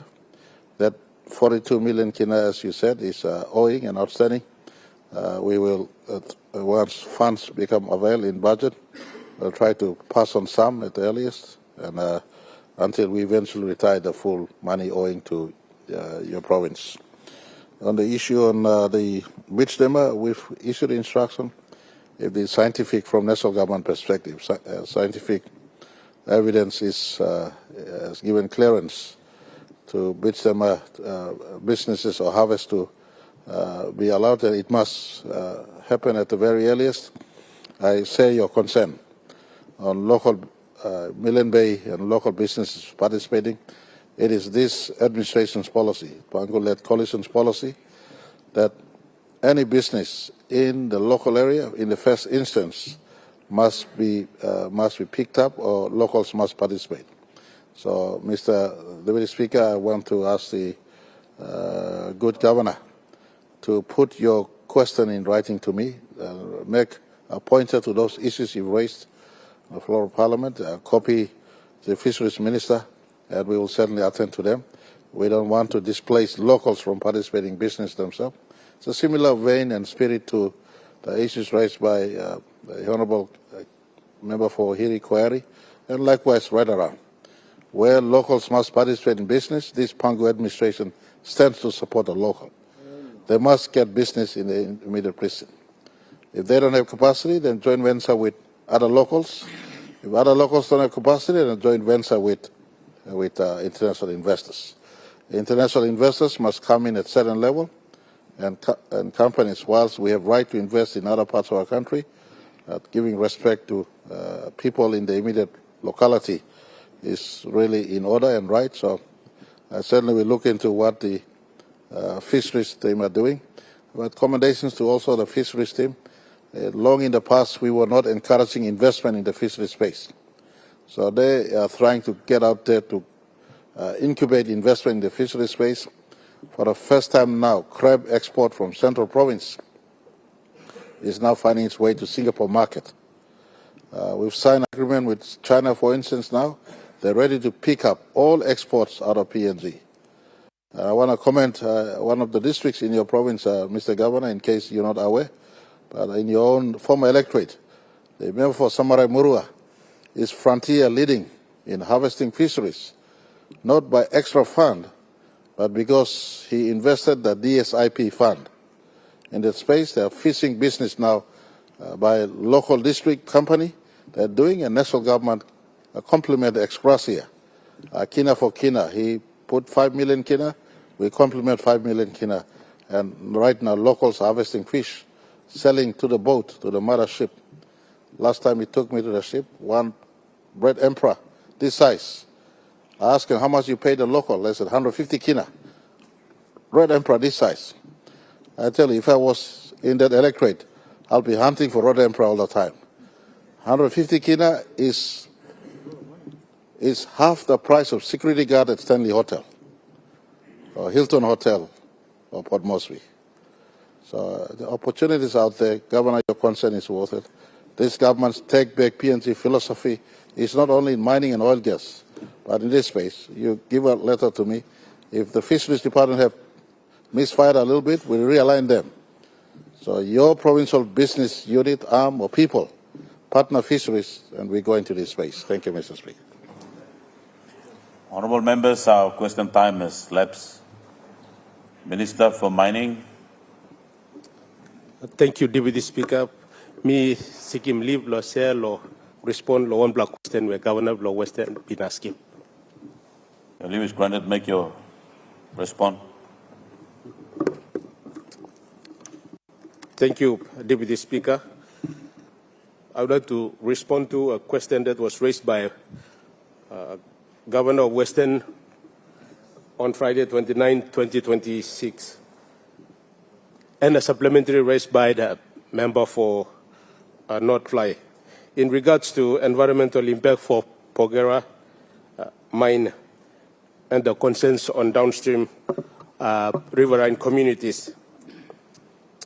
First of all, at the outset, I wish to acknowledge and thank the Prime Minister, Honorable James Marape, and the Marape Rosso government for recognizing the interest and the concerns of riverine communities for the first time through NEC Decision number 242 of 2025.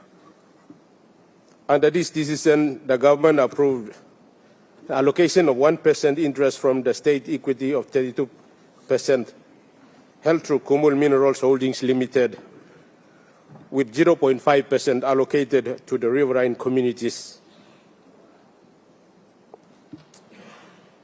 and 0.5% as a future trust fund to be distributed as cash benefits derived from the income generated from the 1% equity interest, and two, the allocation of 140 million over 7 years for the communities in the Hela, Western, and West Pacific provinces that are affected by the mining operation.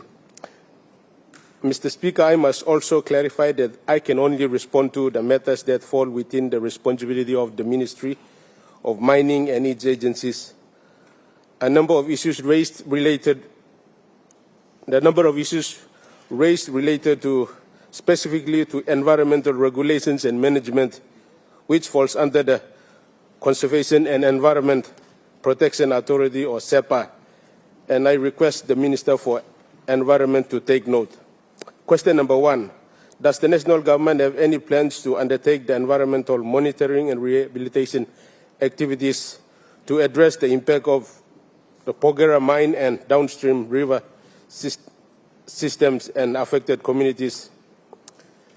The Mineral Resource Authority, or MRA, regulates mineral exploration, mining, and processing activities under the Mining Act 1992 and the Mining Safety Act 1977.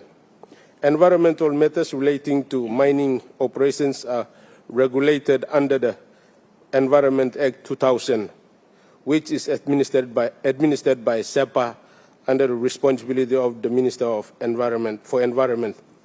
Accordingly, the Minister for Environment is the appropriate minister to provide the detailed response on government plans relating to environment monitoring, rehabilitation arising from riverine tailing disposals. However, I am aware that SEPA is required to undertake a comprehensive environmental audit of the Porgera mine. This audit is expected to assess environmental impact associated with the mine's operation and providing findings and recommendations to the government for consideration. Question number 2, does the Porgera mine have any plans to construct a tailing storage facility in Enga province or elsewhere to mitigate the environmental impact of mine tailings along the river system?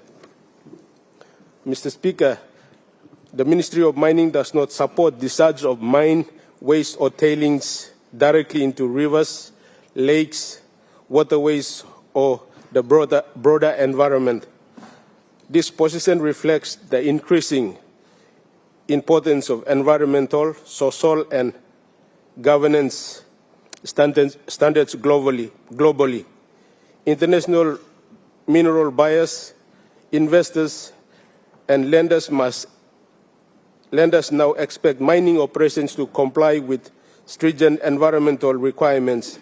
As a country that relies heavily on mineral exports, Papua New Guinea must continue to strengthen environmental management practices to remain competitive and responsible within the global mining industry. With respect to the Porgera mine, my understanding on this is that the New Porgera Mining Limited currently has no plans to construct a conventional tailing storage facility.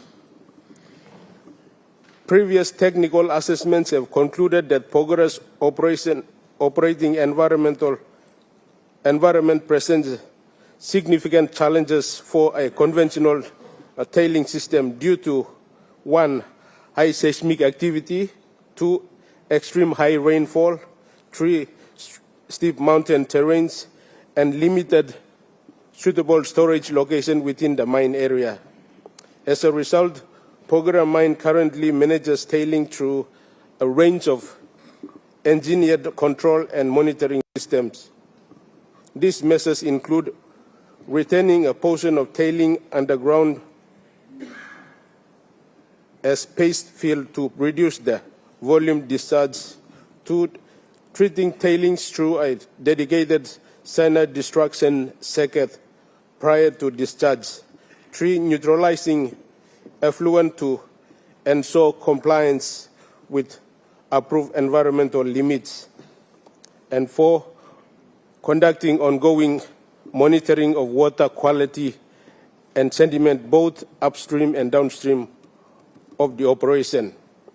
The mine's environment performance is independently reviewed through annual assessment by Australia's Commonwealth Scientific and Industrial Research Organisation, or CSIRO, and supported by international certifications including ISO 14001 and Environmental Management Standards and International Cyanide Management Code. Question number 3. If Porgera Mine has no plans to construct a tailing facility, how does it intend to compensate people living along the river system in Hela, Wesipik, and Western provinces?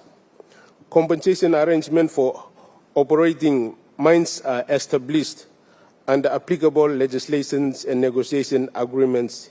In this case, the question compares compensation arrangement between two separate mining projects that operate under different legal framework.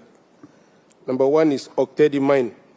Compensation arrangements are governed under Mining Act 2014, that's the Oktedi Mine Extension or 11th Supplemental Agreement. And for Porgera SML 13, the compensation arrangements are governed under Mining Act 1992. Because these projects operate under different legislative and compensation frameworks, the nature and the extent and the value of compensation provided to affected communities are differed accordingly. The applicable legislation and associated agreements determine compensation entitlements and define the recognized areas of impact for each project. Mr. Speaker, nevertheless, I wish to commend the Marape Rosso government for the decision to notice the plight of the people of the riverine communities in allocating the 1% and 147 million for 7 years to the riverine communities. Question number 4, does the national government have plan to increase compensation and benefits provided to riverine communities along the Strickland rivers and the Fly River system, including affected communities in Hela, Wesipik, and Western Province? Mr. Speaker, any reviews of existing riverine compensation arrangements will be informed by the findings of environmental audit currently expected to be undertaken by SEPA. Once the audit is completed and its findings are presented to the government, appropriate considerations will be given to any recommendations relating to compensation, benefits, and other measures required to address identified impacts. Government position on this matter will therefore be guided by the evidence and findings arising from that process. And the final one is the supplementary question raised by the member for North Fly. Would the minister consider including social license framework for riverine communities affected by the mine?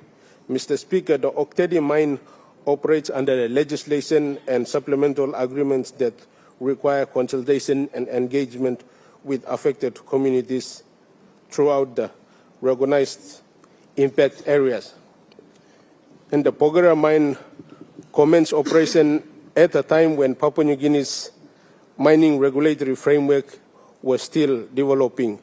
Consequently, concepts that are now widely recognized in modern resource development, such as social license, free prior and informed consent, or FPIC, and local content requirements were not formally incorporated into the original project agreements. Since then, Papua New Guinea's mining regime has evolved considerably.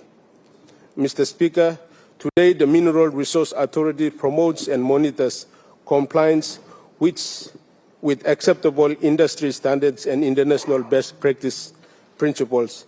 This includes stronger community engagement, social responsibility obligations, and environmental management expectations.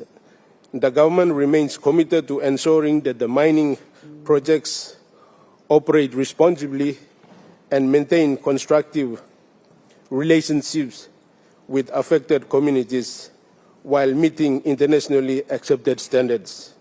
Mr. Speaker, I thank the Governor of Western Province and the member for North Bly for raising these important matters affecting our people in the riverine communities.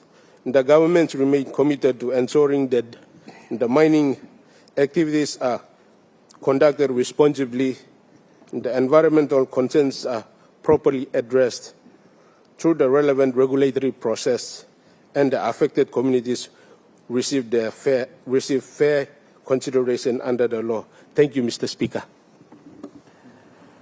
Minister for Disaster and Emergency. Thank you, Mr. Deputy Speaker. I would also like to ask leave of the Chair to respond to 6 specific questions that were asked of me by the Governor of Oro Province. Make your response. Mr. Deputy Speaker, I would like to thank the Honourable Governor of Oro for raising these important questions which are of great significance to the people of our country regarding the anticipated El Nino and possible drought conditions.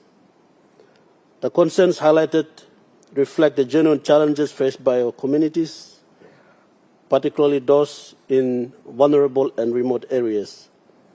These questions also provide the government with the opportunity to inform Parliament and the people on the preparedness measures currently being planned and undertaken through the National ENSO, which stands for El Nino Southern Oscillation Task Force, and relevant agencies.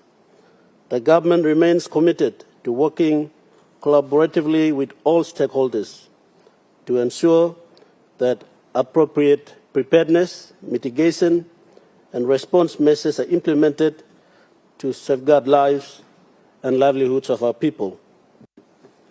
Mr. Deputy Speaker, the first question: will the Minister advise this House of the total amount of funding allocated by the national government for El Nino preparedness and response activities, and specify how much of those funds have been released or committed to provincial administrations and provincial disaster committees to date?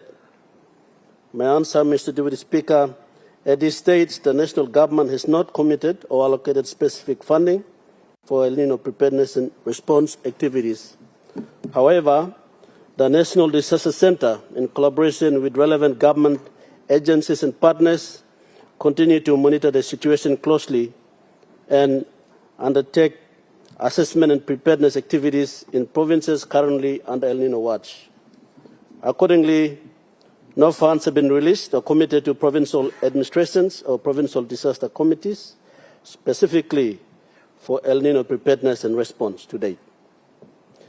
The government remains committed to monitoring the evolving situation, and appropriate intervention and funding support will be considered should the situation escalate and require coordinated national response. Mr. Deputy Speaker, question number 2. Will the Minister outline the government's operational preparedness plan, including timelines for the procurement, transportation, and pre-positioning of emergency food supplies, drought-resistant planting materials, water storage facilities, and water purification equipment in vulnerable districts and communities? Mr. Deputy Speaker, my answer: as part of the government's preparedness mechanism for anticipated El Nino conditions, the national government has established the National ENSO task force under the direction of the Chief Secretary and oversight of the National Security Authority. The National ENSO task force comprises senior officers from key government agencies, including the National Disaster Center, the National Weather Service, Department of Agriculture and Livestock, Department of Health, Department of Provincial and Local Government Affairs, Department of Defense, and other relevant stakeholders. The task force is responsible for coordinating preparedness and planning, assessments, information sharing, and response arrangements relating to the potential impacts of El Nino.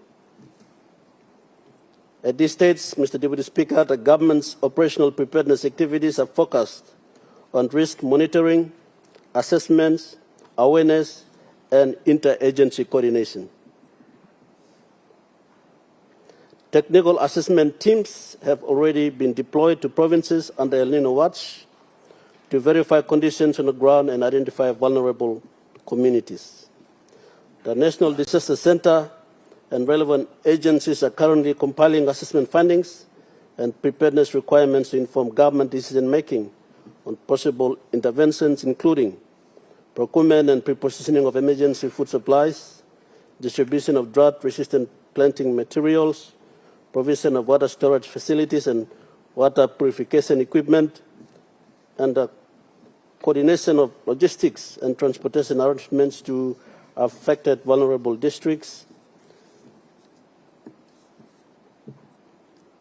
and specific timelines for procurement, transportation, and pre-positioning activities will be determined following the completion of assessments and the government's consideration of funding and operational requirements.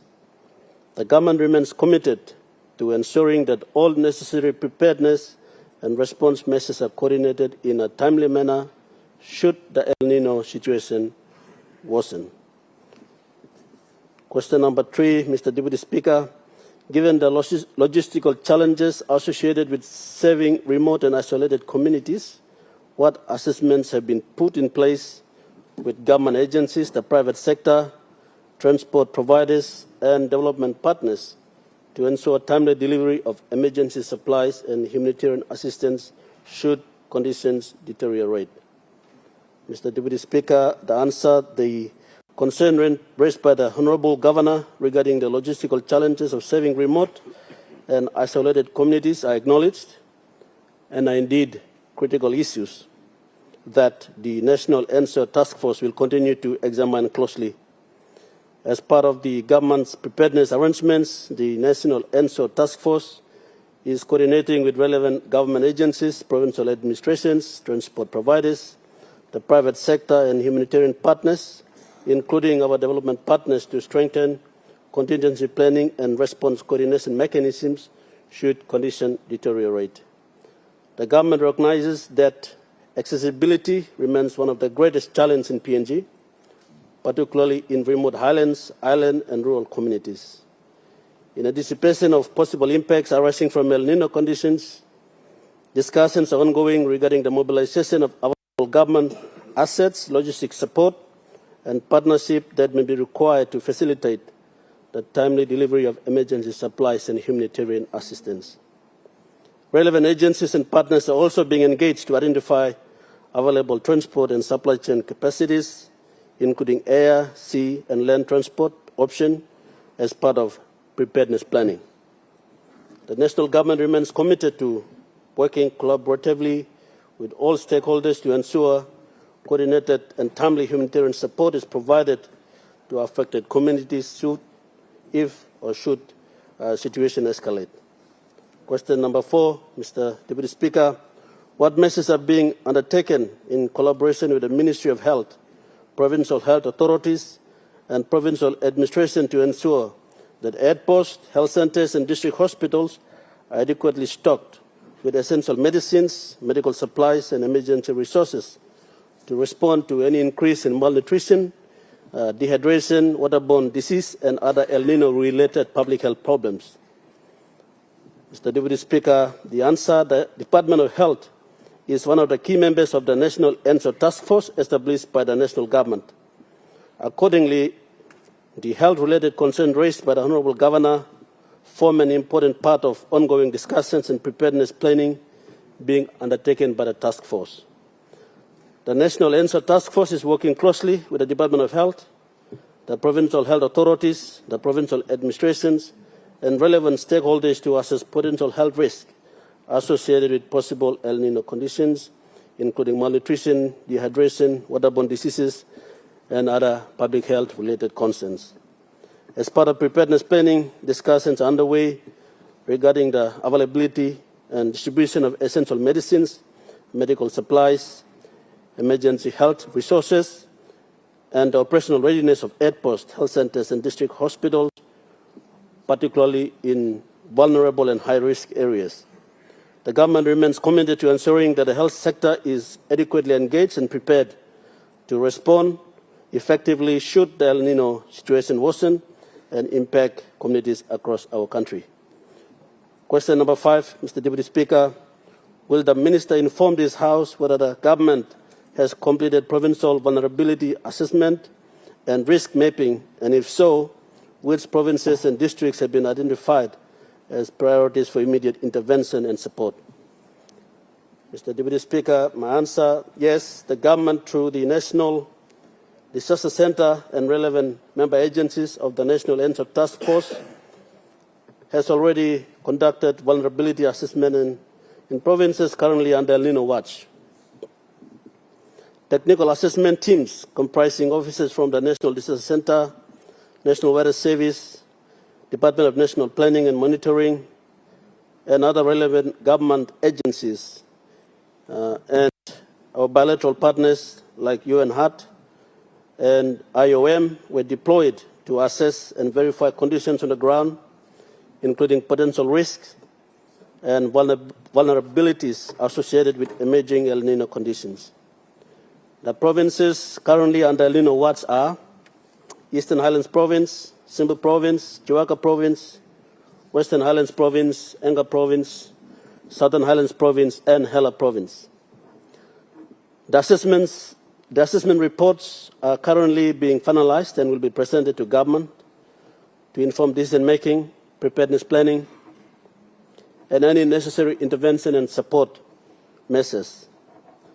The identified provinces under El Nino watch remain priority areas for monitoring preparedness activities and possible intervention should situation worsen. Mr. Deputy Speaker, I think the last question, question number 6, what mechanisms are in place to ensure regular public reporting and communication to affected communities regarding preparedness measures, emergency response activities, and availability of assistance during El Nino period? Mr. Deputy Speaker, my answer: the national government, through the National Disaster Centre and the National ENSO Task Force, recognize the importance of timely public reporting and effective communication with affected communities during this El Nino period. Accordingly, all public information relating to preparedness measures, assessment findings, emergency response activities, warnings, and the availability of assistance will be made available through the National Disaster Centre's official website, www.pngdc. Beg your pardon, I'll repeat that, www.pngndc.gov.pg. In addition, Mr. Deputy Speaker, the National Disaster Centre will continue to work closely with the provincial disaster committees, the provincial administration, the National Weather Service, media organizations, and relevant stakeholders to ensure that information is disseminated to communities in a timely and coordinated manner. To further strengthen communication systems and improve information flow between national government and the provinces, the National Disaster Centre is also undertaking arrangement to install Starlink communication devices in all provincial disaster offices across the country. This initiative is intended to improve connectivity, communication reliability, and information sharing, particularly during emergencies and disaster events affecting remote and isolated communities across our country. The government remains committed to ensuring that communities are kept informed and that accurate and timely information is accessible through the El Nino period, as well as any other disaster that may befall us. Mr. Deputy Speaker, that is the end of my response. I thank you, and I thank the Governor for Oro for asking those questions. Thank you.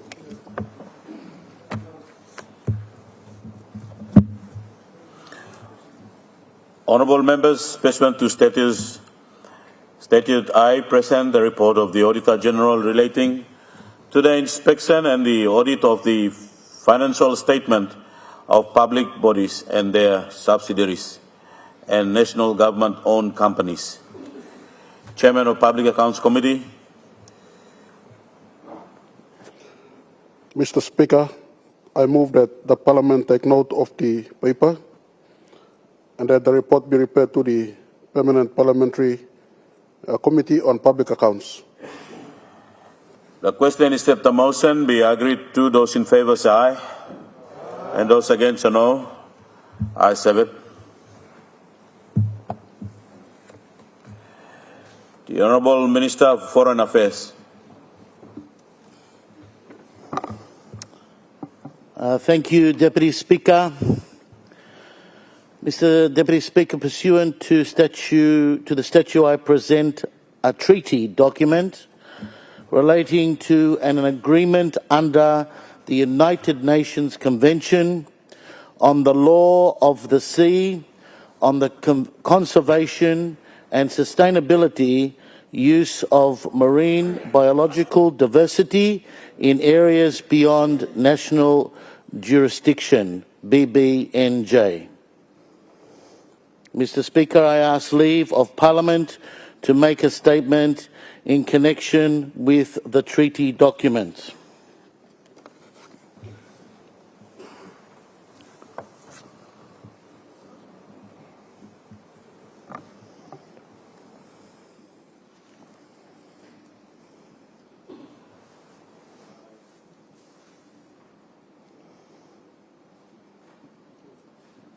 Honourable members, is leave granted? Make your speech. Deputy Speaker, honourable members of Parliament, I rise today to present to this honourable House the agreement on the conservation and sustainability use of marine biological diversity of areas beyond the national jurisdiction, commonly referred to as the BBNJ Agreement, for consideration towards ratification by Papua New Guinea. This agreement represents a landmark development in global ocean governance under the framework of the United Nations Convention on the Law of the Sea, commonly known as UNCLOS. It establishes the first comprehensive global legal framework to conserve and the sustainability used marine biodiversity in areas beyond national jurisdiction, commonly known as the high seas. For Papua New Guinea, having the identity of a large ocean state whose prosperity, food security, and environment resilience are deeply connected to the health of our ocean. This agreement is of profound strategic importance. The sustainability of marine ecosystems beyond our national jurisdiction directly influences fish stock, marine biodiversity, climate resilience, and the long-term viability of our blue economy. Ratification of this agreement is not obligated in international law, but a strategic voluntary national decision by coastal states like PNG to safeguard the ocean systems upon which our nation's current and future generations depend on. Mr. Deputy Speaker, the BBNJ agreement contains voluntary measures that addresses critical gaps in the governance of our oceans, particularly in 4 key areas. Number 1, marine genetic resources. Number 2, area-based management tools such as marine protected areas. Number 3, environmental impact assessments for activities undertaken in the high seas. And number 4, the mechanisms for capacity building and transfer of marine technology. These pillars provide the international voluntary mechanisms necessary to address emerging threats such as overexploitation, biodiversity loss, deep sea degradation, under-regulated scientific exploitation, and the growth impacts of climate change on marine ecosystems. Importantly, I wish to assure this Honourable House that the agreement does not affect Papua New Guinea's sovereignty, rights or jurisdiction within our exclusive economic zone and territorial sea. It operates consistently with existing rights under international law and strengthens rather than replace the United Nations Convention on the Law of the Sea. Mr. Deputy Speaker, as one of the Pacific's largest maritime nations, Papua New Guinea carries both the privilege and responsibility of helping to shape the future of the ocean governance of our shared open ocean spaces. By ratifying this agreement, Papua New Guinea will assume several important international obligations. These include participation in global systems governing marine genetic resources in areas beyond national jurisdiction, compliance with environmental impact assessments, requirements for activities undertaken on the high seas, cooperation in the establishment of marine protected areas, and the submission of reports to the relevant treaty bodies established under the agreement.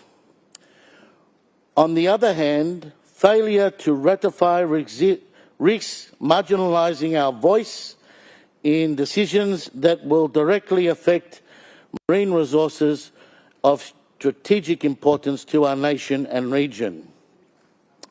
Deputy Speaker, the strategic benefits of ratification are substantial. Economically, the agreement opens pathways for access to marine scientific research partnerships, technology transfers, capacity development and future benefit sharing arrangements arising from marine genetic resources. These opportunities will strengthen Papua New Guinea's scientific and technical capacity to better understand and manage our ocean resources. Socially, stronger global protection of marine biodiversity contributes directly to food security, the livelihood resistance for our coastal community, whose well-being depends on the healthy fish stocks and functioning marine ecosystems.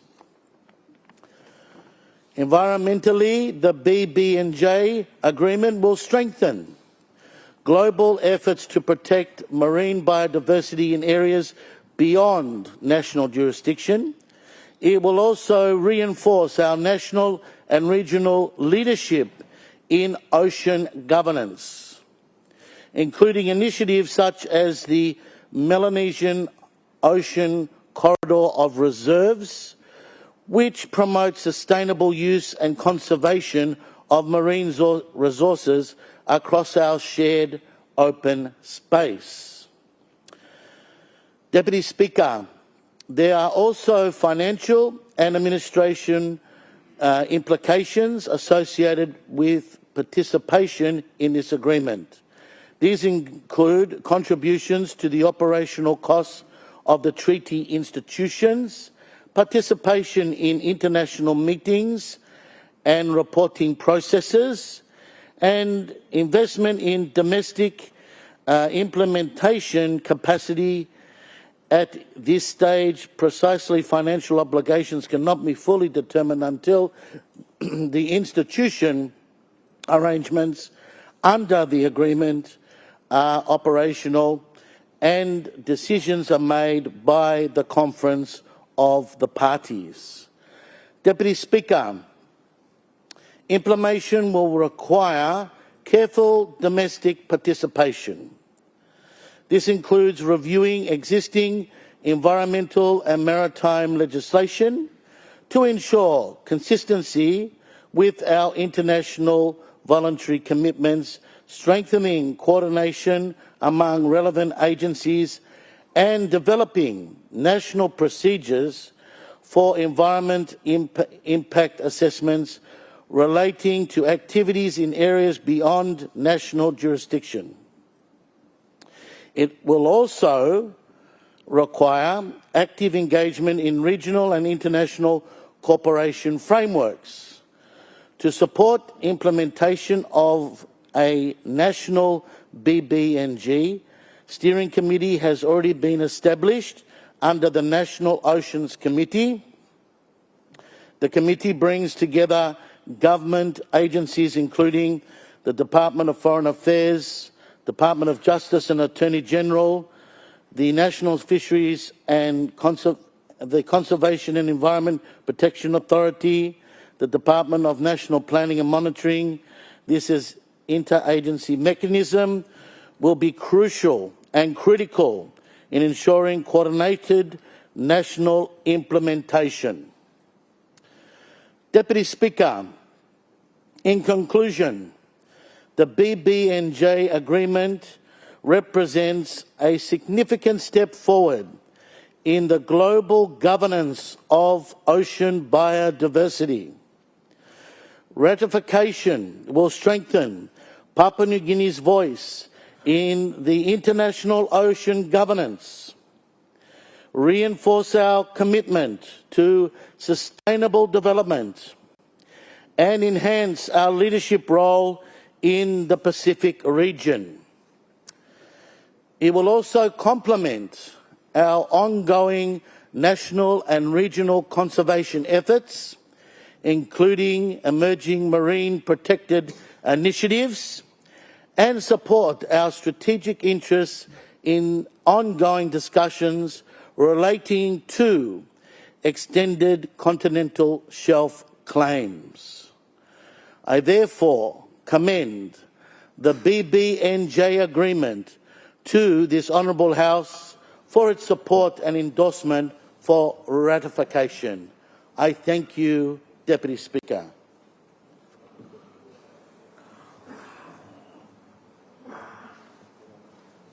Leader of Government Business. Deputy Speaker, I move that debate be adjourned to tomorrow. The question is that the motion be agreed to. Those in favour say aye. And those against say no. Ayes have it. Leader of Government Business.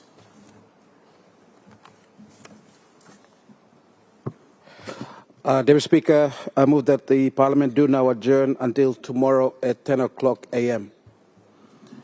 The question is that the motion be agreed to. Those in favour say aye. Honourable members, I now adjourn Parliament to tomorrow 10 o'clock a.m.